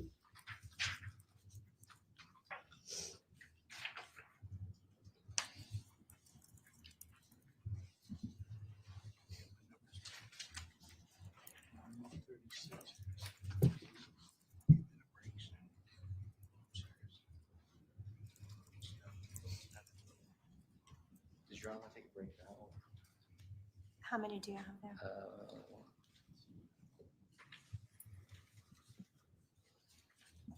That's fine. Why don't we do that? We can do that. It's fine. All right, so it is 5 minutes to 1. Court is going to stand in lunch recess, and I will remind the jurors, please to pay attention to your obligations under your oath, and we'll see you All back right. here at 2 o'clock. Thank you. All right, just a recess. Let's see, 311.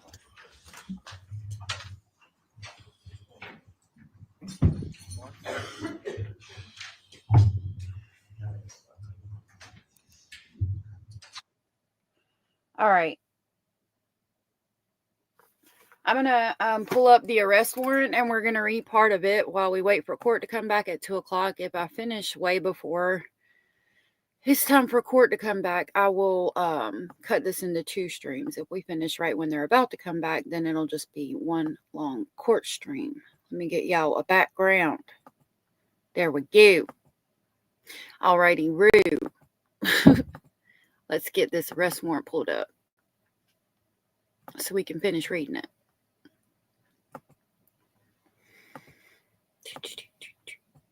No, I didn't say go full screen. Stop it.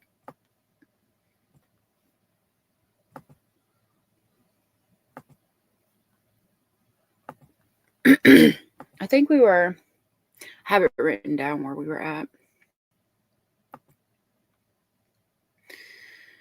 We're going to go to 1.25. I know we were on page like 22 of 26 or something.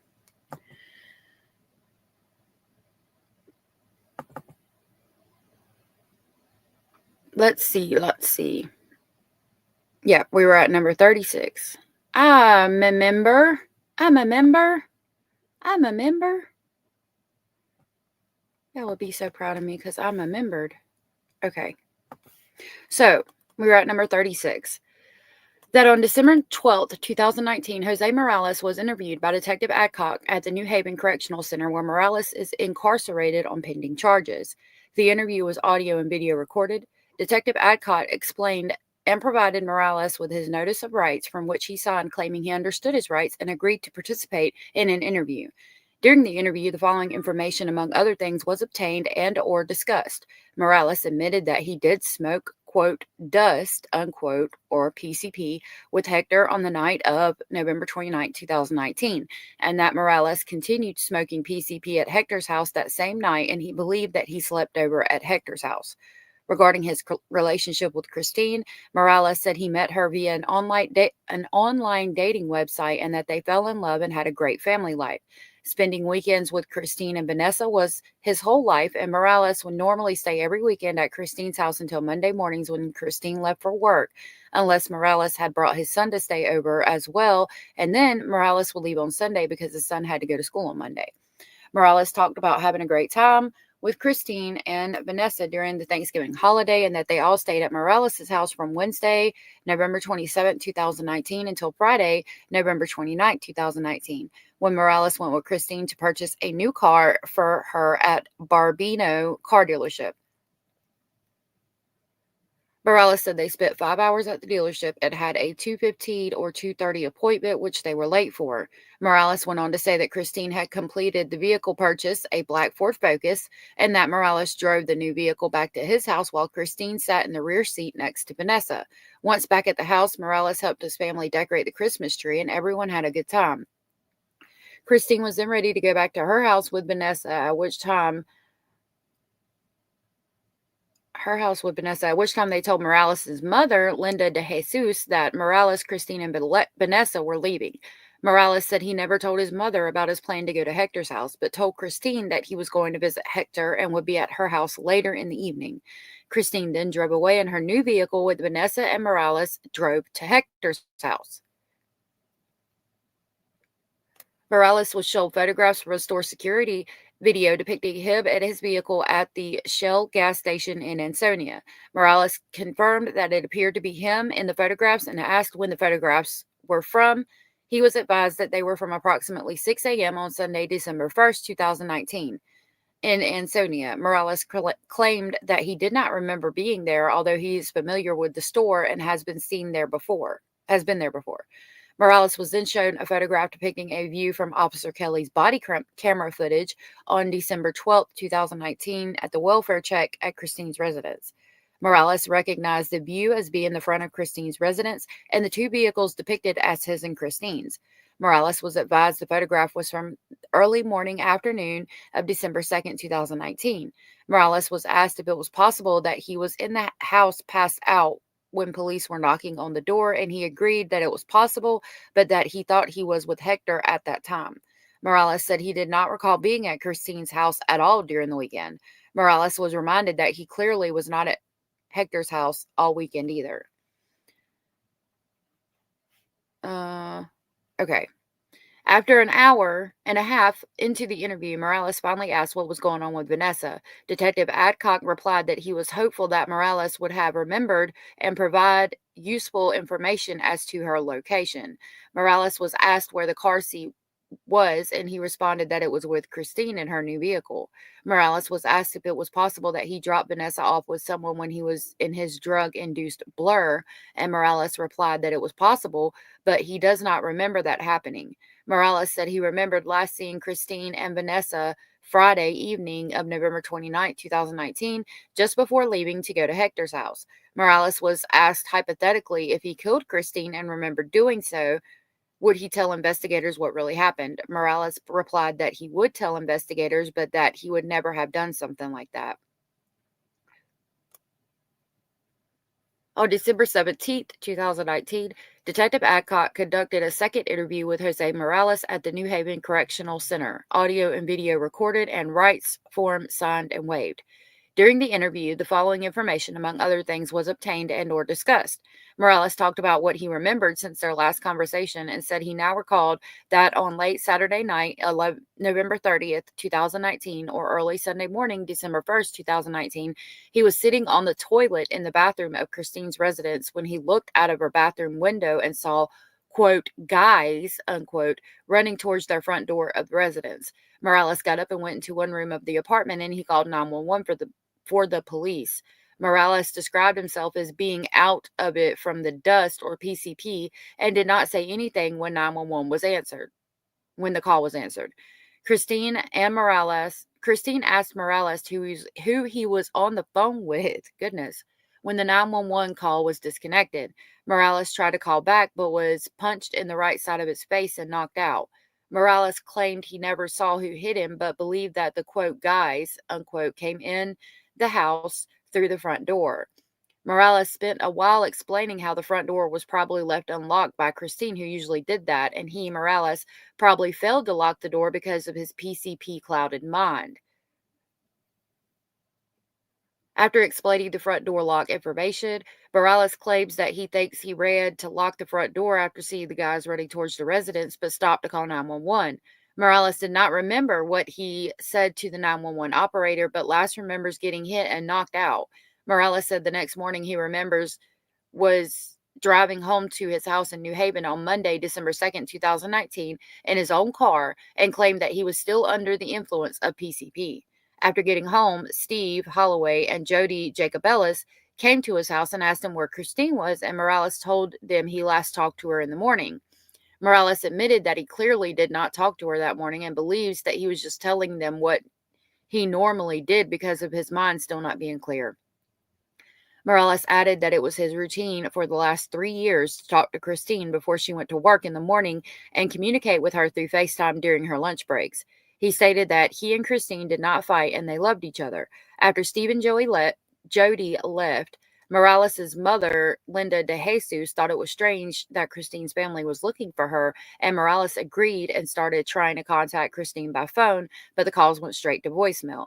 Morales said that he thought that she was probably at a church meeting and that he never got in contact with Christine that evening. Morales went to bed with his son and they said a prayer. Detective Adcock played the recording of the 911 call to the Ansonia Police Department received from Morales' cell phone during the early morning hours of Sunday, December 1st, 2019. And Morales acknowledged that it was his voice in the call. Morales claimed that he called 911 because he saw people coming to get in Christine's house. Morales was asked where Vanessa was during the 911 call, and he responded that he did not know and that Vanessa slept in her crib or in the bed with Christine and him. I was looking at what y'all were saying. Fawny said, there is a cognitive cut, a block or wall between cause and effect, and I heard that it's something to do with the underdeveloped limbic system. Yeah, he was suffering from chemical-induced paranoia, or he didn't pay for his shit. I don't know. All right. Detective Adcock and Morales discussed the route that Morales would typically drive from Christine's house to Morales' house, and Morales said that he would sometimes drive by the Ansonia Police Department, and other times he would drive by Big Y Supermarket, which is on Main Street in Ansonia. When asked if he was familiar with driving on Derby Avenue heading towards Route 34, Morales replied that he was and recalled a parking lot with cars in it and 2 clothing bins near a church. Morales was advised of the clothing bin collection process by the company collecting donations left by people, and that clothing and numerous items with blood on them were found by the company and turned over to investigators. Morales was shown a photograph of a green t-shirt with large blood stains on it and was advised that laboratory results revealed that the shirt had his DNA on it and the blood was Christine's blood. Morales held the photograph, looking at it with no reaction, as if he was trying to figure out something to say. Morales was also shown a photograph of the blood-covered diaper genie, which Morales recognized as the type that he and Christine had for Vanessa. A photograph of the black garbage bag in Morales' trunk with bloody particles on it was shown to Morales, and he was advised that the blood was from Christine. Again, little to no emotion was shown by Morales. Morales was then shown the photograph of the child's pink quote-unquote crock shoe with blood on it, and Morales became emotional and asked if it was Vanessa's blood. Morales was advised that only Christine's blood has been confirmed, but more laboratory results are pending. Morales was confronted with the fact that his vehicle was in the vicinity of the clothing bins early Sunday morning, which time Detective Adcock accused Morales of cleaning up the bloody scene at Christine's house and told Morales that it did not matter how many people may have come into the house and beat him up. It was Morales that cleaned up and put bloody items in the clothing bin. Morales acknowledged that he could not blame that on other people, but said that if he had called police, they would think he did it. Morales questioned if he should have cleaned up like it never happened, but then added it could have been the other guys who then used his vehicle to get rid of the stuff or the bloody items. Detective Adcock confronted Morales by saying that the quote other guys quote excuse did not appear to have ever taken place and that it was more likely that Morales had made a terrible mistake. Detective Adcock asked where Vanessa was, and Morales claimed that he did not take her or remember seeing her and went back to blaming the quote other guys unquote for taking her. Morales agreed that everything points to him as being the one responsible for Christine's death and his daughter missing, but he was adamant that he would never do that. Morales continued to blame the other guys for what happened, but never denied cleaning up the scene and would only say that if he did clean up, he does not remember doing so. Hey, Abraham and Mandy Lorian. Good to see y'all. Number 38. That on December 23rd, 2019, Detective Adcock conducted the third interview with Jose Morales at the Cheshire Correctional Center, audio and video recorded, and rights form signed and waived. During that interview, the following information, among other things, was obtained and or discussed. Morales immediately began telling a story about a criminal that had threatened to get him several years ago and continued to claim that people came to Christine's house the night he called 911 and knocked him unconscious. Morales blamed these same people for what happened to Christine and for taking Vanessa. Detective Adcock refuted Morales' claims of other people being responsible and told him that all evidence was pointing towards Morales, including Morales' hair being found tangled in Christine's fingers, and that it appeared she put up a fight before she died. Detective Adcock confronted Morales with Hector's admission that Morales called Hector on December 2nd, 2019, and told Hector to tell police that Morales had been with him all weekend if asked. Morales replied that Hector was not telling the truth. Morales agreed that everything pointed to him being responsible for whatever happened to Christine and Vanessa, but continued to blame the other guys that were after him. Detective Adcock confronted Morales with the scenario that the person who put Christine into the bathtub and removed her clothes may have been preparing to dismember her or dispose of the body. Morales got quiet and then replied that maybe the person did it to get her dressed in clean clothes so she would not look awful covered in blood. Morales was emotional and crying when providing this scenario, but added that he was not claiming that he did it and reverted back to stating that he does not remember anything until getting home Monday, December 2nd, 2019. Throughout the interview and accusations of him being responsible for Christine's death, Morales never got confrontational, raised his voice, or ended the interview. He appeared to take everything in, get emotional at times, and then revert to blaming others for being responsible. The interview ended with Morales denying having any recollection of where Vanessa was, killing Christine, or cleaning up the scene. Morales claimed that he would never have done those things because he loved Christine and Vanessa, and whoever killed Christine will have Vanessa because they took her. 39. That as of the submission of his arrest warrant affidavit, one-year-old Vanessa has not been located.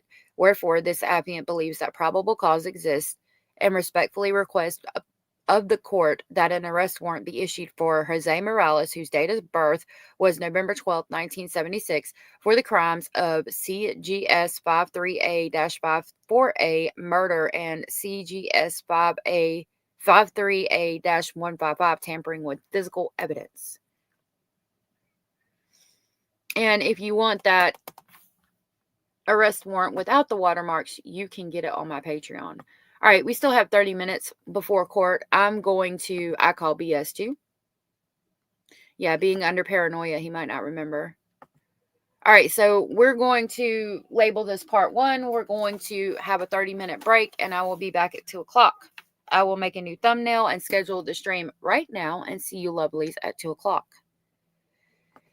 Yep, he's going there, which is scary, and we're gonna get to see the interview that I just read because they said it was audio and video recorded. So that will be soon in the trial. We might get to see it today. I wouldn't want. Yep, we'll be back in 30 minutes. I wouldn't want my feet, or especially my children's, to develop into that information microevolution. He then said he didn't have feelings for the mom, only the baby. Yep, that was earlier in the arrest warrant. We saw that.